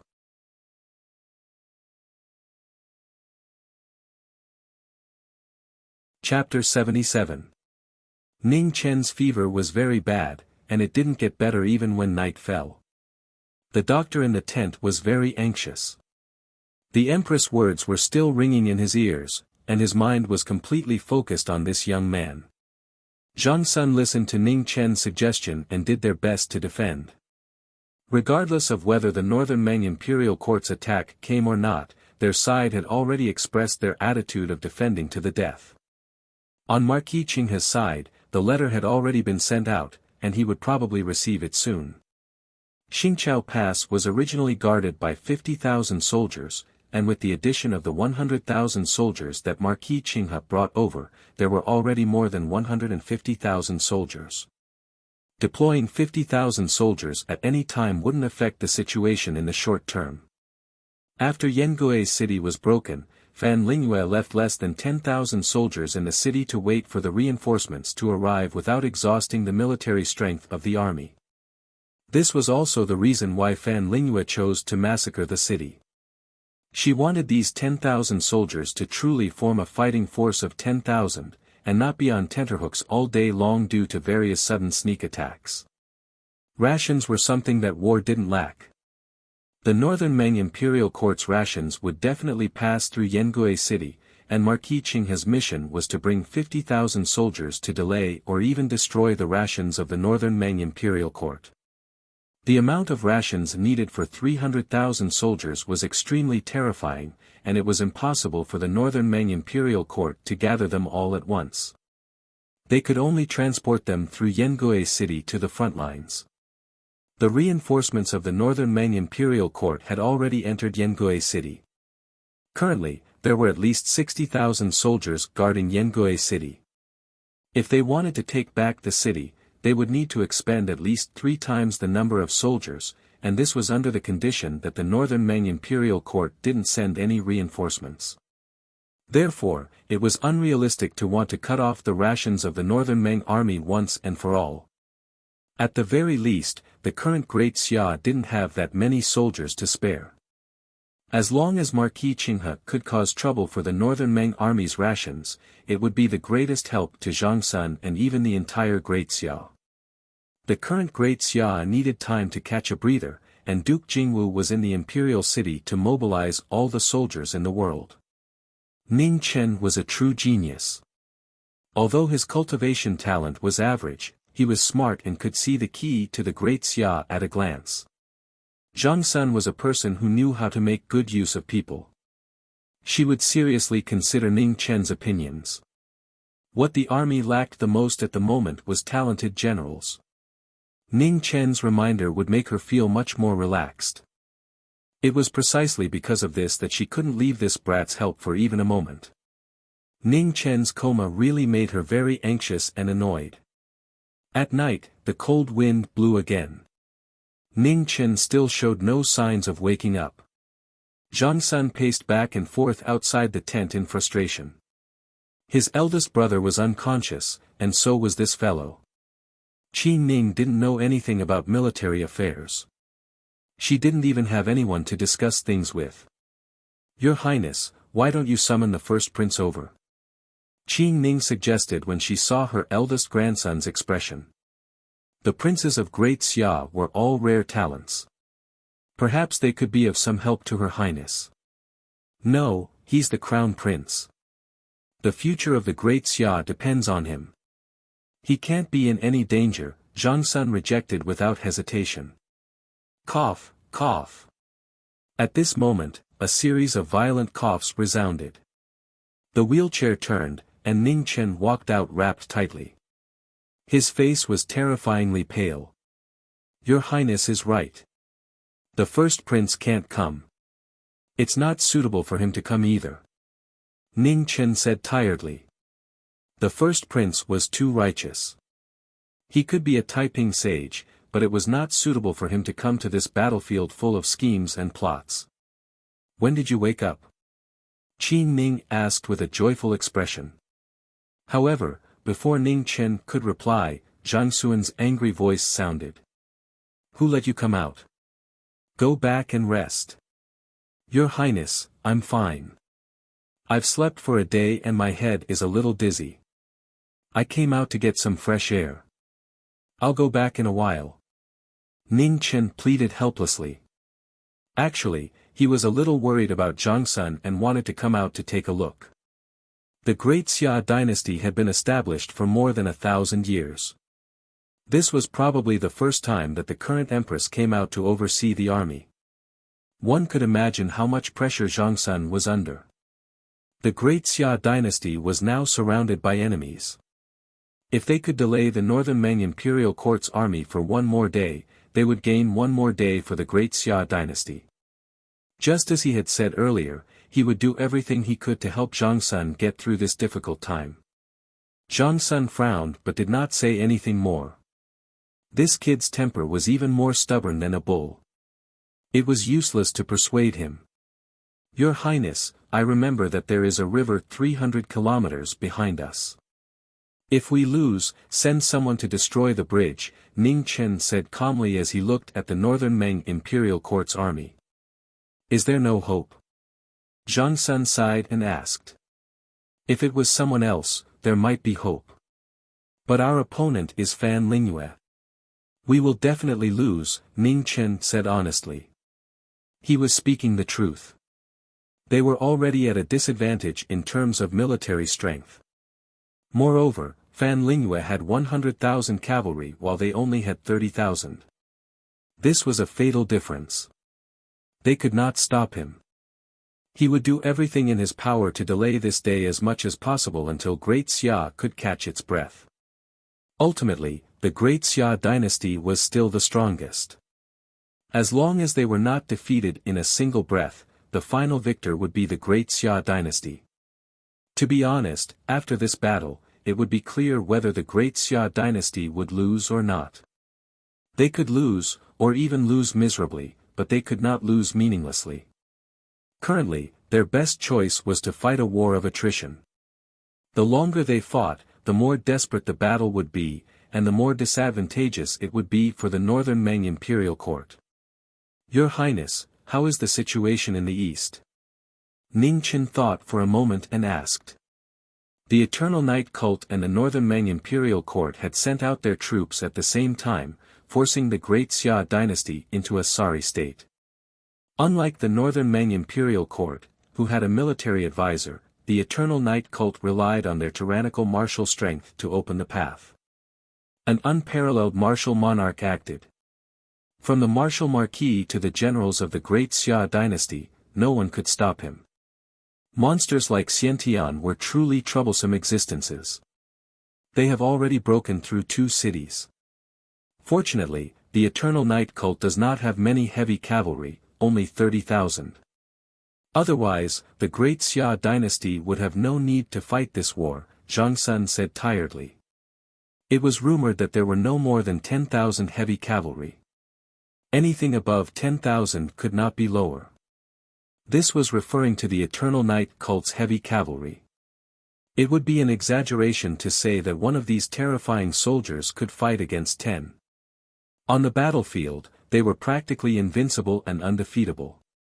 Heavy cavalry had extremely high requirements for horses and soldiers. As a result, even the Eternal Night cult, which had a deep foundation, was unable to train more of them. Unfortunately, although the Great Xia dynasty occupied the entire Central Plains, the rate of production of horses was too low, not to mention this type of heavy cavalry that had extremely high requirements for horses. Your Highness, is there no one in the Great Xia dynasty who can stop the Eternal Night cult's heavy cavalry? Ning Chen asked, puzzled. The Great Xia dynasty had 1,000 years of foundation. If it were to be crippled by 30,000 heavy cavalry, it would be too unjustifiable. The Great Xia dynasty had been unparalleled for so long, they would definitely have some trump cards. There is the military god, Marquis triumphant return, and the 100,000 Black Water army under his command. Zhang Sun nodded with a grave expression. Then why has Marquis triumphant return not made a move? Ning Chen asked, even more puzzled. He had also heard of the military god, the head of the 10 marquises. Since he was so powerful, why didn't he make a move? Could it be that he really wanted to wait until the Great Xia dynasty was completely crippled before he was willing to make a move? Because before His Majesty disappeared, he strictly prohibited Marquis triumphant return from making any moves. As she spoke, Zhang Xuan's expression was also somewhat puzzled. She was becoming more and more unable to understand the Great Xia dynasty's intentions. Ning Chen was speechless. How the hell were they supposed to fight like this? They couldn't possibly have ordinary soldiers fight the Eternal Night cult's heavy cavalry, right? And there was also that unparalleled martial monarch, who could stop him? Moreover, he had heard that the Eternal Night cult had a Xiantian who had never appeared. Just what was the Eternal Night cult planning? Ning Chen discovered that there were still many things he didn't understand, especially regarding the Eternal Night cult. His understanding was practically limited to the legends. He didn't know anything about the true internal situation of the cult. Northern Meng's barracks. Fan Lingyue was sitting in her tent. Her elegant face carried a trace of fatigue from many days of marching. After a long time, she softly asked, when will they arrive? Reporting to the military advisor, they have already set off at noon. They will arrive in 3 days at the latest, the young general respectfully replied. Tell Qin Wuyo to be careful. Don't let the spies of the Great Xia discover any clues, Fan Lingyue calmly reminded. Yes. The young general accepted the order, then immediately turned and left. Not being able to kill him back then has indeed attracted a lot of trouble. Fan Lingyue lightly sighed. She originally didn't plan to use them so quickly, but the Great Xia's determination to not appear at all forced her to use this trump card in advance. Allowing a tiger to return to the mountains would eventually lead to trouble. With Ning Chen, there were too many variables. Unfortunately, Si Mingjian was heavily injured by that Prince Yan of the Great Xia and couldn't attack again in a short period of time. Otherwise, eliminating this hidden danger as soon as possible would be the best method. Thinking of this, Fan Lingyue's beautiful eyes slightly narrowed. If she guessed correctly, Ning Chen should have the same thoughts as her at this moment. She could give him a chance, but at the same time, she was also giving herself a chance. A moment later, Fan Lingyue picked up her brush and wrote a letter. Shortly after, she opened her mouth and said, "Men present." An armored guard walked in. "Go to the Great Xia barracks and personally hand this letter to a young man named Ning Chen. After arriving at the Great Xia barracks, directly say that you want to see this person. The Great Xia's empress will naturally introduce you to him," Fan Lingyue said indifferently as she handed over the letter. "Yes." The guard bowed and then also walked out. 2 hours later, the guard arrived at the Great Xia barracks and directly said that he was a messenger from the Northern Meng imperial court and wanted to see the Great Xia's empress. A general of the Great Xia came up and carefully searched his back, then immediately personally led him to Zhang Xuan's tent. "Empress, a messenger from Northern Meng requests to see you. Come in." In the tent, Zhang Sun was still awake and spoke. "Go in." The general pushed the guard and said in an unfriendly tone. Zhang Sun casually glanced at the Northern Meng guard in front of her and said indifferently, "Why did your military advisor ask you to come here?" The guard felt uncomfortable from Zhang Sun's glance, but he still braced himself and said, "Under the orders of the military advisor, I am here to deliver this letter to a person named Ning Chen in your barracks." Hearing this, a cold glint flashed across Zhang Sun's eyes. In an instant, the temperature of the entire tent seemed to drop.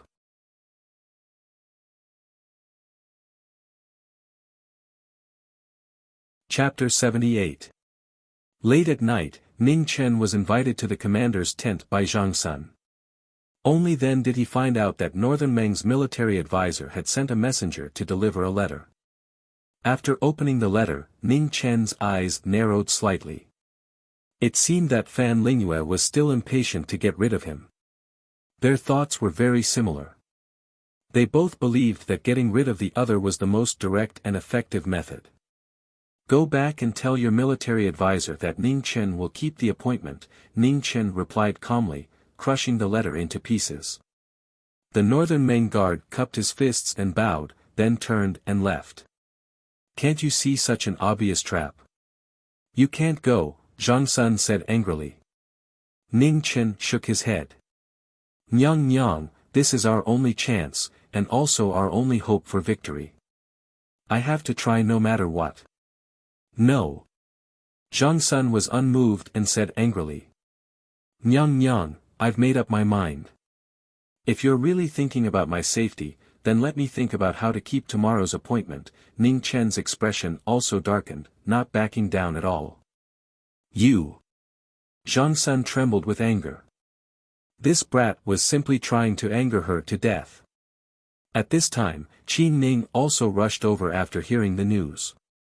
Before she reached the tent, she heard the two arguing and quickly separated them temporarily. "How can you talk to Nyang like that?" Outside the tent, Qi Ning reprimanded in annoyance. "There's no time to explain. Sister Qi Ning, come with me." After speaking, Ning Chen turned his wheelchair and walked towards his tent. After arriving at his tent, Ning Chen immediately took a brush and wrote down a list of names, saying, "Sister Qi Ning, go alone. Be careful. Remember, you must return before dawn." Qi Ning took the paper. After a moment of surprise, she nodded lightly, then quickly left under the cover of the night. Only Ning Chen was left in the tent. He sat there with his eyes closed, pondering silently. He was thinking about what Fan Lingyue's trump card was. Fan Lingyue didn't know martial arts. This was something that everyone knew. Moreover, he had been in close contact with her before, and he indeed didn't feel any martial arts aura from her. In this world, unless one reached Xiantian, it was absolutely impossible for martial artists to completely conceal their aura. If that was the case, then what was her trump card? Fan Lingyue's calculations were very accurate. He knew that he would not refuse such a tempting meeting, and he indeed could not refuse, because this was his only chance to help Changsun win this battle. What exactly was it? Ning Chen tried his best to think about it, but he still had no clue. In this world, other than him, was there anyone else who possessed a weapon that could counter martial arts? There were only 6 hours left until daybreak. Ning Chen didn't move at all. He sat there, thinking hard. This meeting was too important. He didn't want to make any mistakes. At daybreak, Qin Ning finally came back. Ning Chen said a few words to her, then chased her out of the tent. Then, he went to work alone. Zhang Sun had come to visit several times, but Qin Ning shook her head and refused to let him in. At this time, she was the only one who could support him. Zhang Sun was so angry that his face turned pale, but he was still blocked by Qin Ning. Qin Ning's heart ached, but she was very stubborn. Actually, Ning Chen only said one sentence to her, "If I die this time, I'll still be smiling. Your Highness's body is priceless. No matter how strong you are, you won't be able to bear it much longer. I will fight for this opportunity with all my might. I'll leave the rest to you guys." Half a day later, Ning Chen came out wrapped in thick clothes. Qin Ning went up and pushed him, heading north. Zhang Sun quickly went up to stop him, but was blocked by a jade pendant. Ning Chen took out the jade pendant and said softly, "Your Highness, you said that you would agree to 2 of my requests back then. The first one has already been dropped. Now, I want to say the second one, which is to ask you to let me pass." After saying this, Ning Chen respectfully bowed one last time, then walked around Zhang Sun and continued walking. Zhang Sun stood there in a daze with the jade pendant in his hand. His heart throbbed with pain. That day, she had promised him that she would fulfill 2 of his requests. The first was that he wanted to leave the palace, and she had refused without hesitation. Now, he had brought up the second request, and she could no longer say anything to refuse. In the cold wind, Qin Ning pushed the person who wanted to go north all the way north. In the north, the young general accompanied the person who wanted to go south all the way south. Before sunset, the 4 of them finally met face to face. "Sister Qin Ning, you can go back." Ning Chen glanced at Qin Ning and said softly, "You can leave too." Fan Lingyue waved her hand and said calmly. Both of them looked worried, but they had no choice but to turn and leave, slowly disappearing into the night. "After we parted in the imperial city of Grand Xia, I didn't expect that we would meet again under such circumstances."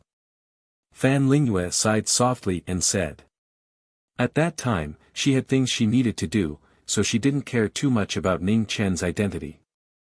She didn't expect that she would let go of the person she wanted to get rid of the most. Ning Chen also sighed. Maybe this was the so-called will of the heavens. At that time, if one of them recognized the other's identity first, they wouldn't be here today. "Should I call you Yuling or Fan Lingyue?" Ning Chen's gaze was complicated. Who would have thought that the person who gave him the sword back then would become his enemy today? It's just a form of address. You hid your name, and I also hid mine. It's not like we're lying to each other. Fan Lingyue walked behind Ning Chen and quietly pushed the wheelchair under the moonlight. She was still so natural and not pretentious.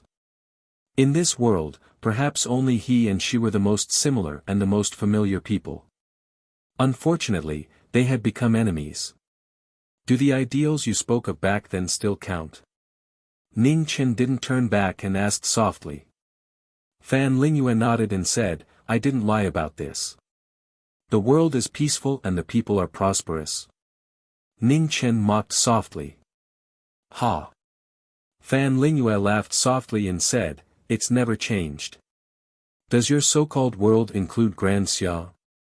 Does your so-called people include the citizens of Grand Xia?" The sarcasm in Ning Chen's voice grew thicker. "Of course." Fan Lingyue's reply left no room for doubt. Ning Chen laughed coldly and his tone became calm again. "I thought my skin was thick enough. I didn't expect to meet my match here." Fan Lingyue wasn't angry at all. Her beautiful face was still as calm as before, perhaps even with a trace of a smile. She always liked to talk to people like her, even if they didn't agree with each other. She had seen too many stupid people in this world. Ning Chen's appearance made her feel fear, but at the same time, she was somewhat happy. Loneliness was always the scariest thing. Moreover, she had been lonely for a long time. Fan Lingyue, what are you thinking? The war started by Beimeng not only brought the flames of war to Grand Xia, it also brought disaster to Beimeng. How many of these 300,000 soldiers do you think will be able to return to Beimeng alive? Ning Chen asked in a low voice.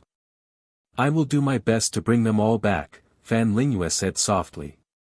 Do you really think you can fight against the entire Grand Xia by yourself? Ning Chen laughed coldly. That's the truth, Fan Lingyue replied calmly. After saying that, the two of them fell into a short silence. After facing each other, although they were still standing together like before, they really didn't see eye to eye with each other. Fan Lingyue, what role did Grand Xia play in your so-called world peace? Ning Chen's eyes flashed with deep fatigue as he asked. Fan Lingyue laughed softly and said, Beimeng's world is too small. I need to bring them out, and Grand Xia is the biggest obstacle in front of me. That's all. How do you know that the people of Beimeng despise their world for being small? Maybe this is just your own wishful thinking. Ning Chen couldn't suppress his emotions again and mocked. In front of this woman, he didn't need to hide himself, nor was there a need to. Fan Lingyue didn't answer, but asked calmly, You're not a citizen of Beimeng. How do you know that they don't despise their world for being small? Humph, twisting words and forcing logic, Ning Chen was angry, but he couldn't say anything. He was indeed not a citizen of Beimeng and didn't know much about it. He only knew that it was indeed a region with poor resources. Fan Lingyue's words might be right, but her methods were too intense.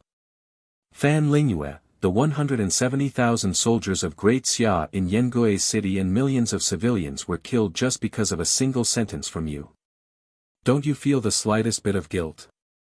No, there will always be people who have to be sacrificed on the road to peace.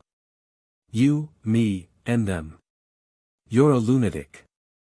Ning Chen mocked. He used to think that he understood this woman very well, but now he realized that he was wrong. This woman was a lunatic, and he didn't understand her at all. Fan Lingyue didn't refute and said indifferently, It's because there are too many normal people in this world that this world is so abnormal. Why can Grand Xia occupy the rich central plains, but Beimeng can only live in the cold north? The world belongs to the people of the world, and not Grand Xia. Ning Chen was speechless. The difference between countries existed in every dynasty and even in different worlds. World peace had always been an ideal, and no one and no era could truly achieve it. Fan Lingyue, if you continue like this, you will destroy Grand Xia and the Northern Meng royal court. In this world, it's impossible for true peace and fairness to appear. Not in the past, not in the future, Ning Chen sighed and advised. You haven't tried, how do you know it's impossible? Fan Lingyue sneered and continued, Do you know what's the biggest difference between us? You don't want to try, because you hate failure. But I don't care about these things. So what if I fail? If I fail, I'll just give up my life to be buried with the people of the world. But no matter what, I've already tried. On the road to world peace, I, Fan Lingyue, don't want to regret it, and won't regret it. In the cold wind, Fan Lingyue stood upright, her beautiful face filled with determination and coldness. Her life was so short, and she didn't want to see the world still like this when she died. Ning Chen tidied his clothes and felt a little cold. The weather in the north really made him unhappy. It was already spring, but it was still so cold.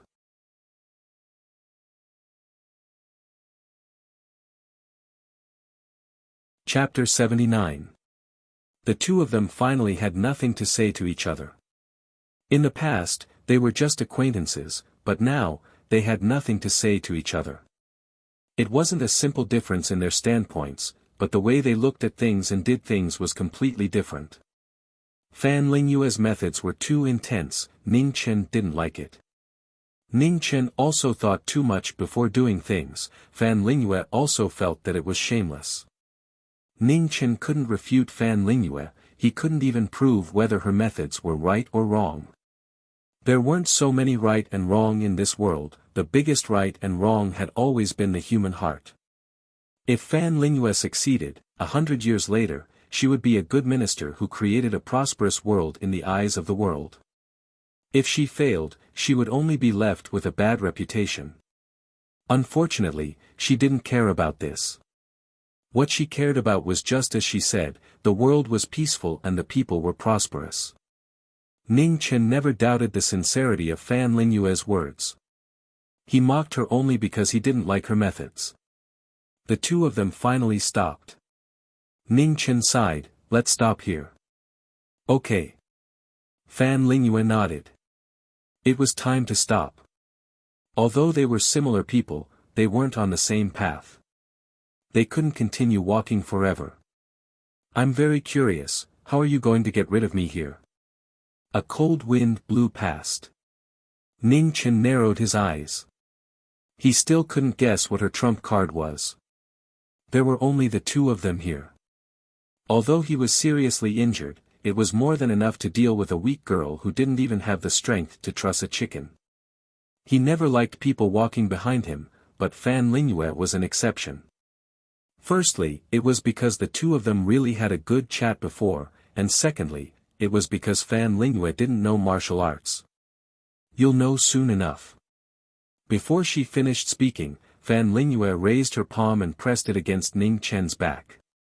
Her majestic true qi suddenly erupted, leaving no trace of life. This palm came without any warning, it was the most unimaginable result. At this moment, time seemed to slowly stop, unable to move forward. How could?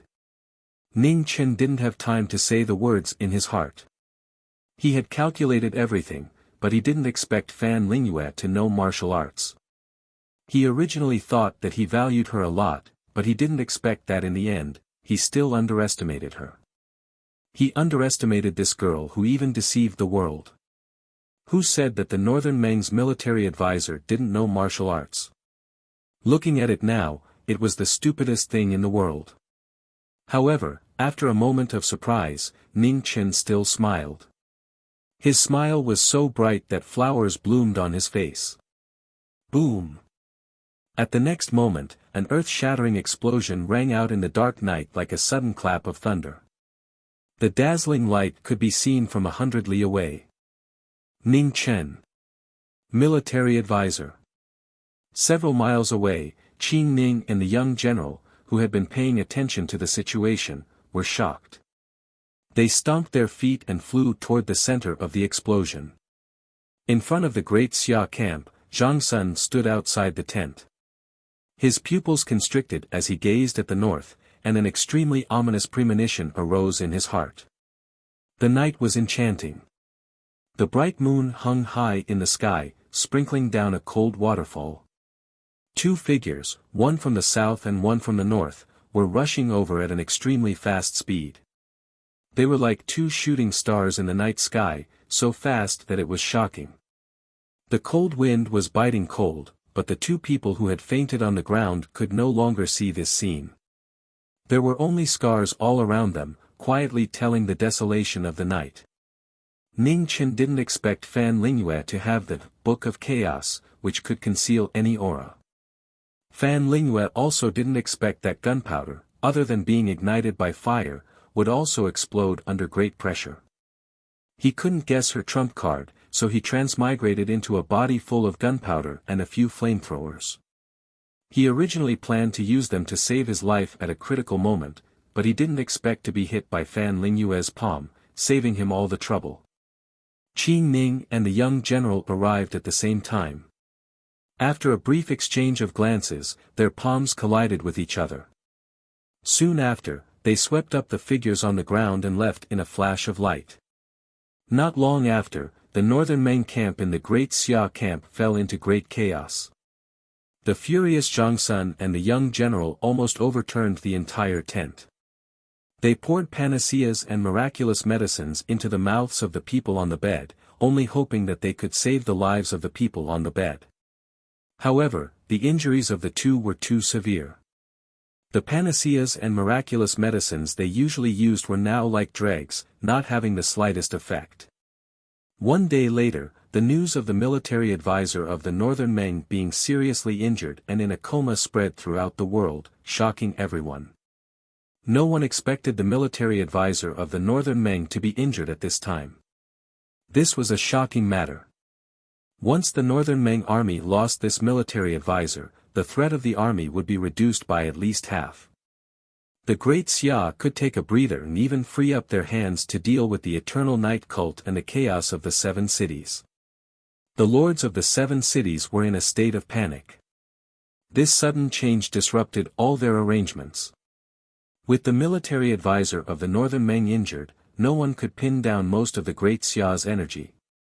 Once this powerful dynasty that had been invincible for thousands of years took a breather, the lords of the 7 cities would probably deal with them first. In the residence of Prince Yu of the southern border, Prince Yu's face was ashen. He didn't expect such a thing to happen. Now, he couldn't hide anymore even if he wanted to. If the lords of the 7 cities were defeated, he couldn't escape the fate of being exposed either.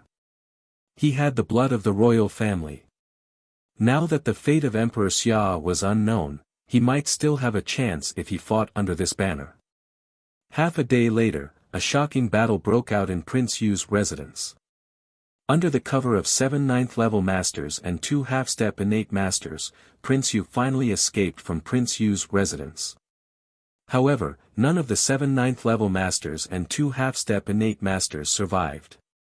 The green and red swords in the hands of Prince Yen were stained with blood. He mercilessly killed everyone who stood in his way. Since then, the masters that Prince Yu had recruited over the years were all wiped out. Not a single one was left. Soon, Prince Yu came to the light and became the ruler of the chaos of the 7 cities. He ordered the rebel army to attack the imperial city of the Great Xia. However, at this critical moment, Emperor Xia, who had been missing for many days, appeared. Emperor Xia returned to the Heavenly Mandate Palace. Without any explanation, he took back all the political and military power and immediately ordered Marquis triumphant return to send troops to suppress the rebellion of the 7 cities. With the appearance of the god of war, the situation changed. The might of the 100,000 Blackwater army once again shocked the world. The 250,000-strong rebel army of the 7 cities was as vulnerable as tofu. In 3 days, they were defeated again and again. Eunuch Pei, who was by Emperor Xia's side, made his move. He killed all the masters of the 7 cities like a whirlwind. Even the half-step innate masters were not spared. Only then did the world discover in horror that the eunuch by Emperor Xia's side was actually a master of the innate level. No one knew how this eunuch managed to hide from the world, but there was no doubt that this old man was truly a master of the innate level. In the end, the rebellion of the 7 cities, from the lords of the cities to the ordinary generals, was completely wiped out. Emperor Xia announced his return in such a cold and merciless way, completely shocking the world. Prince Yu's ears and nose were cut off by Emperor Xia for his crime of rebellion. He fell from the city wall and was hanged alive. His miserable screams lasted for 3 days, scaring the children into crying in the middle of the night. There was silence within the Great Xia dynasty. There was not a single sound of dissent. All of the courtiers were terrified of Emperor Xia, who sat on the dragon throne of the Heavenly Mandate Palace. Only now did the people of the world, and even the people of the Great Xia, realize that the Great Xia dynasty was in such a sorry state and couldn't withstand a single blow from Emperor Xia. His purpose was to draw out the hidden dangers within the Great Xia dynasty. Now that the hidden dangers were eliminated, Emperor Xia, who had been enduring for a long time, finally showed his ferocious fangs. On the 2nd day after the rebellion ended, Marquis triumphant returned and the Blackwater army headed east in the direction of the heavy cavalry of the divine sect. On the northern battlefield, the 200,000 soldiers gathered by the 13 cities quickly rushed to the camp of Marquis Taiping to provide support. They wanted to completely annihilate the northern Meng army before the military advisor woke up. In the camp of Marquis Taiping, Zhang Sun, who had been dealt with one blow after another, looked extremely haggard. She held a letter in her hand, and tears streaked across her beautiful eyes. This was the letter that Ning Chen left in the tent. When he left, he was still worried about her, so he gave her a final warning. "Your Highness, if I don't come back, it means that I failed. Remember what I said to you. You must defend to the death. Fan Lingyue is unwilling to fight us head-on, so defending to the death is the best choice. In addition, Fan Lingyue is an extremely smart person. She will definitely have a backup plan. If something irreversible happens, Your Highness, remember to destroy that bridge. Horses are different from humans. They are still afraid of water. Even if Fan Lingyue finds a boat, it will be useless. In the end, Emperor Xia is very likely not dead. Your Highness, you only need to hold on until Emperor Xia comes out again. You are the Empress. No matter how ruthless Emperor Xia is, he can't just watch as something happens to you. He will definitely send troops to save you." Ning Chen presents his last words. The words in black and white were still vivid in her eyes.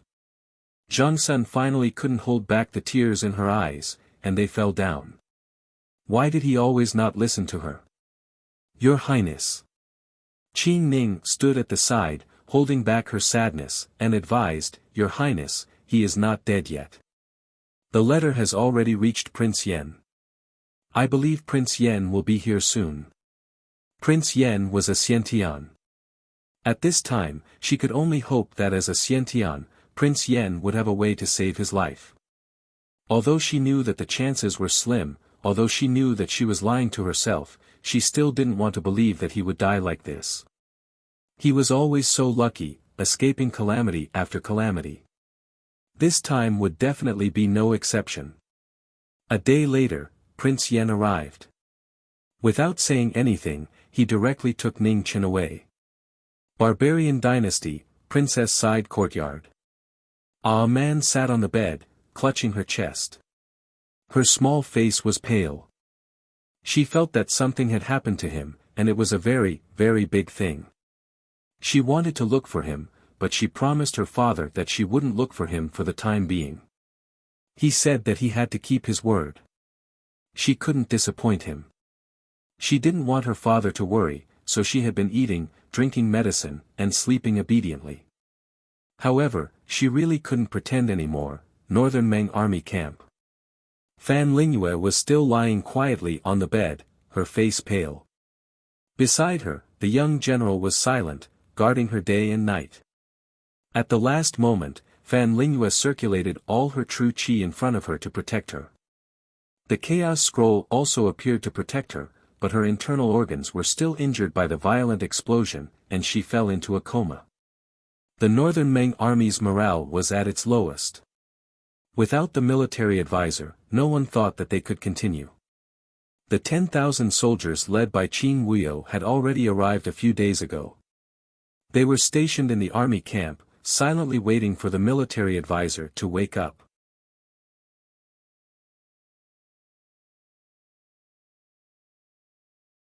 Chapter 80.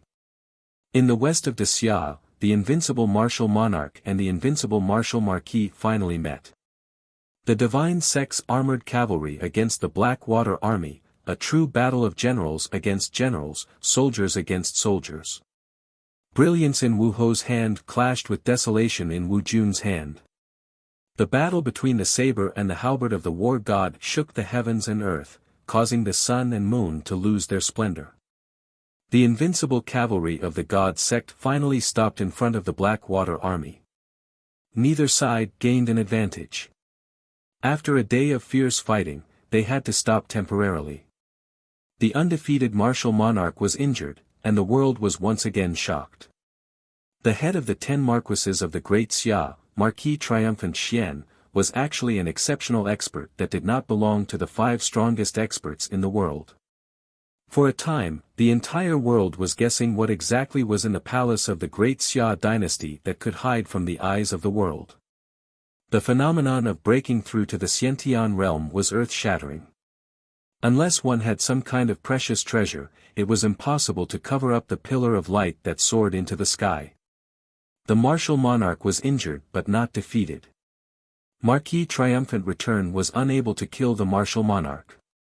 In fact, there was no one in the world who could kill the martial monarch. The strength of a martial lord did not only lie in his incomparably powerful strength, but also in his almost immortal and indestructible physique. In this world, there were always some unreasonable people, and martial lords were one of them. It could be said that the eternal night cult would not be defeated as long as they could not kill the martial lord. This was a problem that the Great Xia had to overcome. But no matter what, the war in the west of Great Xia was temporarily stabilized because of the appearance of Marquis Kaixin.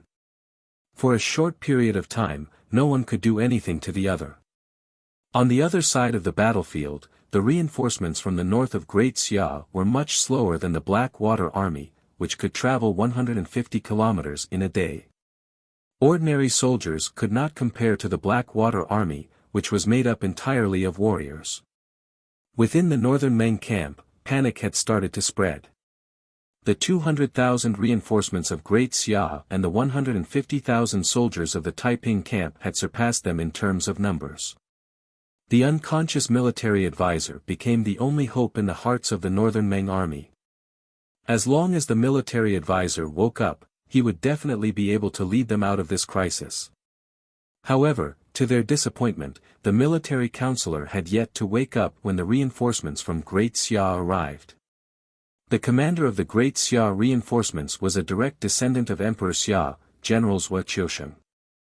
When he arrived, he took over all military power and read out Emperor Xia's decree, asking Zhang Sun to return to the palace. Zhang Sun received the order and took the unconscious Marquis Taiping away. Before leaving, he repeatedly reminded Zhuo Qiusheng to focus on defense and attack as support. When the northern Meng army could not help but reveal the trump card left by Fan Lingyue, then he would make targeted arrangements. She believed in Ning Chen's judgment. Northern Meng's military advisor must have a hidden card. If they attacked rashly, they might suffer a great loss. Zhuo Qiusheng responded respectfully. After Zhang Sun left, he snorted and returned to the camp. This was his best chance to be conferred the title of Marquis, so how could he not come out?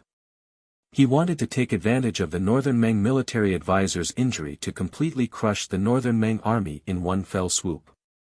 On the second day after Zhang Sun left, Zhuo Qiusheng gave the order to break camp. 50,000 cavalrymen were the vanguard, 30,000 shield-armored soldiers and 20,000 archers took turns covering and following closely behind.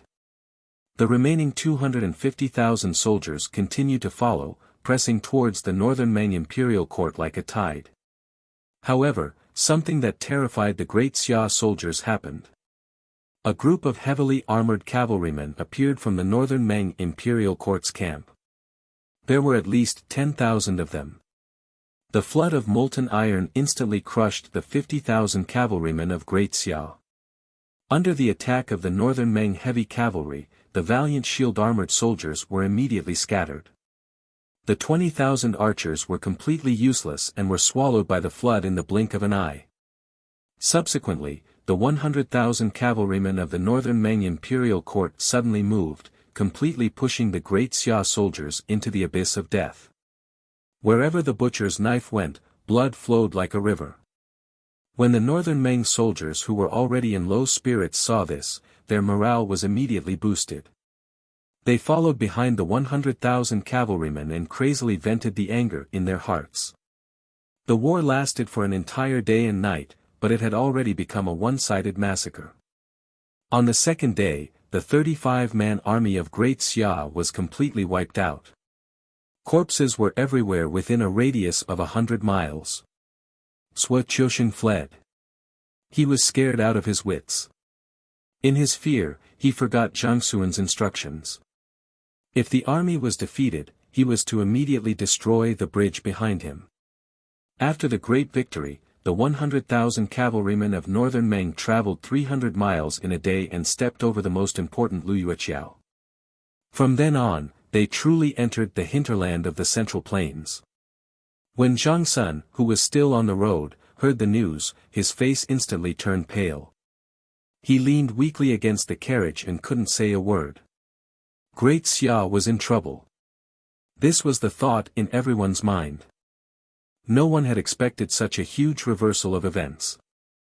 Originally, they thought that with the return of Emperor Xia and the deployment of the military god, Great Xia would be in an invincible position. However, they didn't expect such a shocking thing to happen in the northern battlefield, where there shouldn't have been any problems. The military advisor of northern Meng hadn't woken up yet, but the backup plan she had set up had once again dealt a heavy blow to Great Xia. The 10,000 cavalrymen of northern Meng were wearing the same heavy armor as the cavalrymen of the divine sect. They were invulnerable and even ordinary warriors would find it difficult to contend with them. Great Xia had lost miserably and sullenly. However, the most important thing was that Great Xia had lost the initiative. The northern Meng army had entered the hinterland of the Central Plains. The issue of provisions that they had been worrying about for a long time could be alleviated to a large extent. The Central Plains was rich and had no lack of provisions. After this battle, the northern Meng army that had entered the Central Plains could be said to be like birds flying in the sky. No one could predict their attack route anymore. The current Emperor Xia had endured for so long, but in the end, he still made a mistake in the use of people. Sui Qiusheng was a talented general, not a talented commander. He was good at commanding troops and fighting wars, but he was far from good at strategizing. His only mistake had become the key to deciding the outcome of the war. After Zhang Sun returned to the palace, she went straight to Weiyang Palace. She didn't even see Emperor Xia. She didn't want to see Emperor Xia and had nothing to say to him. In the Heavenly Mandate Palace, Emperor Xia was even older. His eyes were even more ruthless. He wasn't wrong. He was the Emperor of Great Xia. No matter what, he couldn't be wrong. Sui Qiusheng was executed by 1,000 cuts. His blood dyed more than half of the execution platform red. His shrill cries continued for an entire day. Emperor Xia was becoming more and more ruthless. He was even more ruthless than before. The entire court was silent. Everyone was in danger. They were afraid that they would be killed if they said something wrong. While the 3rd prince and the 10th prince were restraining themselves on the surface, they were moving more frequently in secret. They could see that Emperor Xia didn't have much time left. The northern Meng army had become a sharp sword hanging over Great Xia's head. Great Xia kept organizing troops to stop them, but they were evaded time and time again. Everyone could see that the generals of the northern Meng imperial court were trying their best to preserve their strength and wait for the military advisor to wake up. Great Xia's territory was too big. If the northern Meng army wanted to evade, no one could stop them in a short period of time. Emperor Xia gave 3 orders at once. He urgently summoned Marquis Bai, Marquis Xiang, and Marquis Jiyu back to the capital. Apart from the necessary defense forces, each of them led 100,000 troops back as reinforcements. This was the first time that 3 marquises had issued orders at once since the founding of Great Xia. It could be seen that Great Xia was truly anxious this time.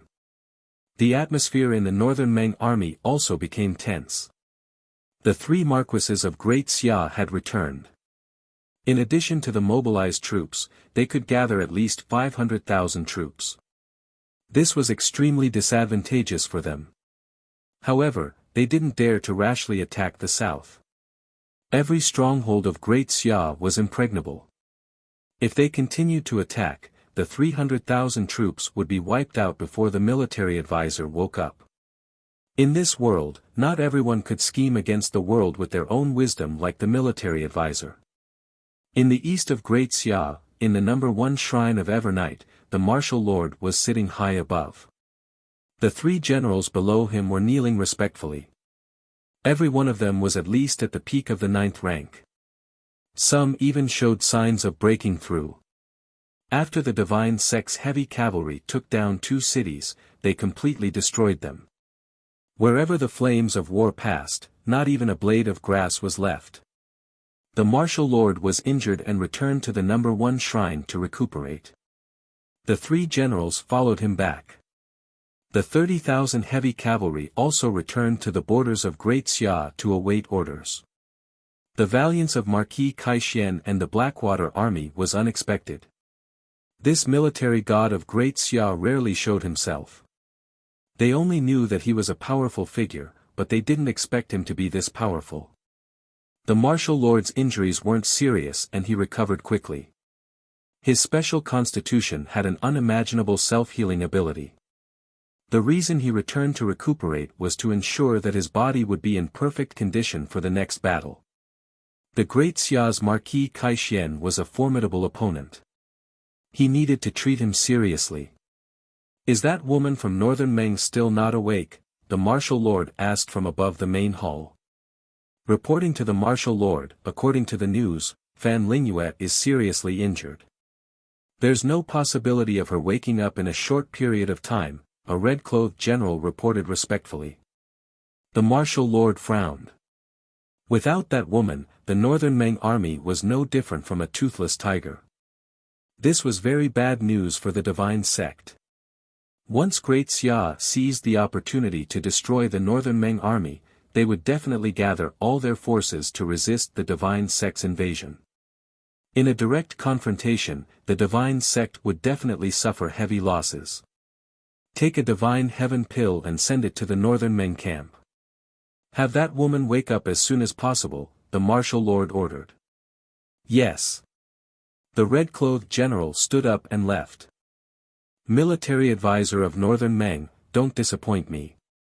After the red-clothed general left, the martial lord closed his eyes and softly muttered. The divine sect wasn't ready to start an all-out war with Great Xia. At this time, he didn't want anything to happen to Fan Lingyue. In the Northern Meng imperial court, a green light streaked across the sky. After appearing for a short while, it turned into a streak of light and flew away. Half a day later, in a desolate area of the Northern Meng imperial court, the green light appeared once more. With a wave of his hand, he threw the person in his hand into the lake. He had heard that the Northern Meng imperial court had a heavenly lake, so he came here. As for whether or not he could save this kid's life, he had to try first. Boom! At this moment, the winds and clouds in the sky suddenly changed. A terrifying intent quickly descended, as if angered by this intruder. "You, name." The rumbling voice seemed to come from beyond the 9 heavens. A powerful pressure stirred up the surrounding winds and caused the void to tremble.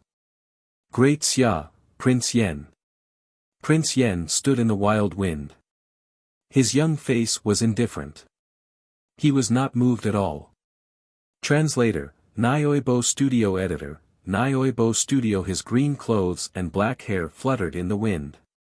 This was the legend of Great Xia. You're tuning into the Han Li's Wuxia Adventures YouTube channel. We're so grateful for your support, and don't forget to subscribe to join us on this incredible journey through captivating stories. Your generosity through donations truly makes a world of difference, as it's the primary source of revenue that allows me to expand and enhance this channel for you. Thank you from the bottom of my heart for being a part of this adventure.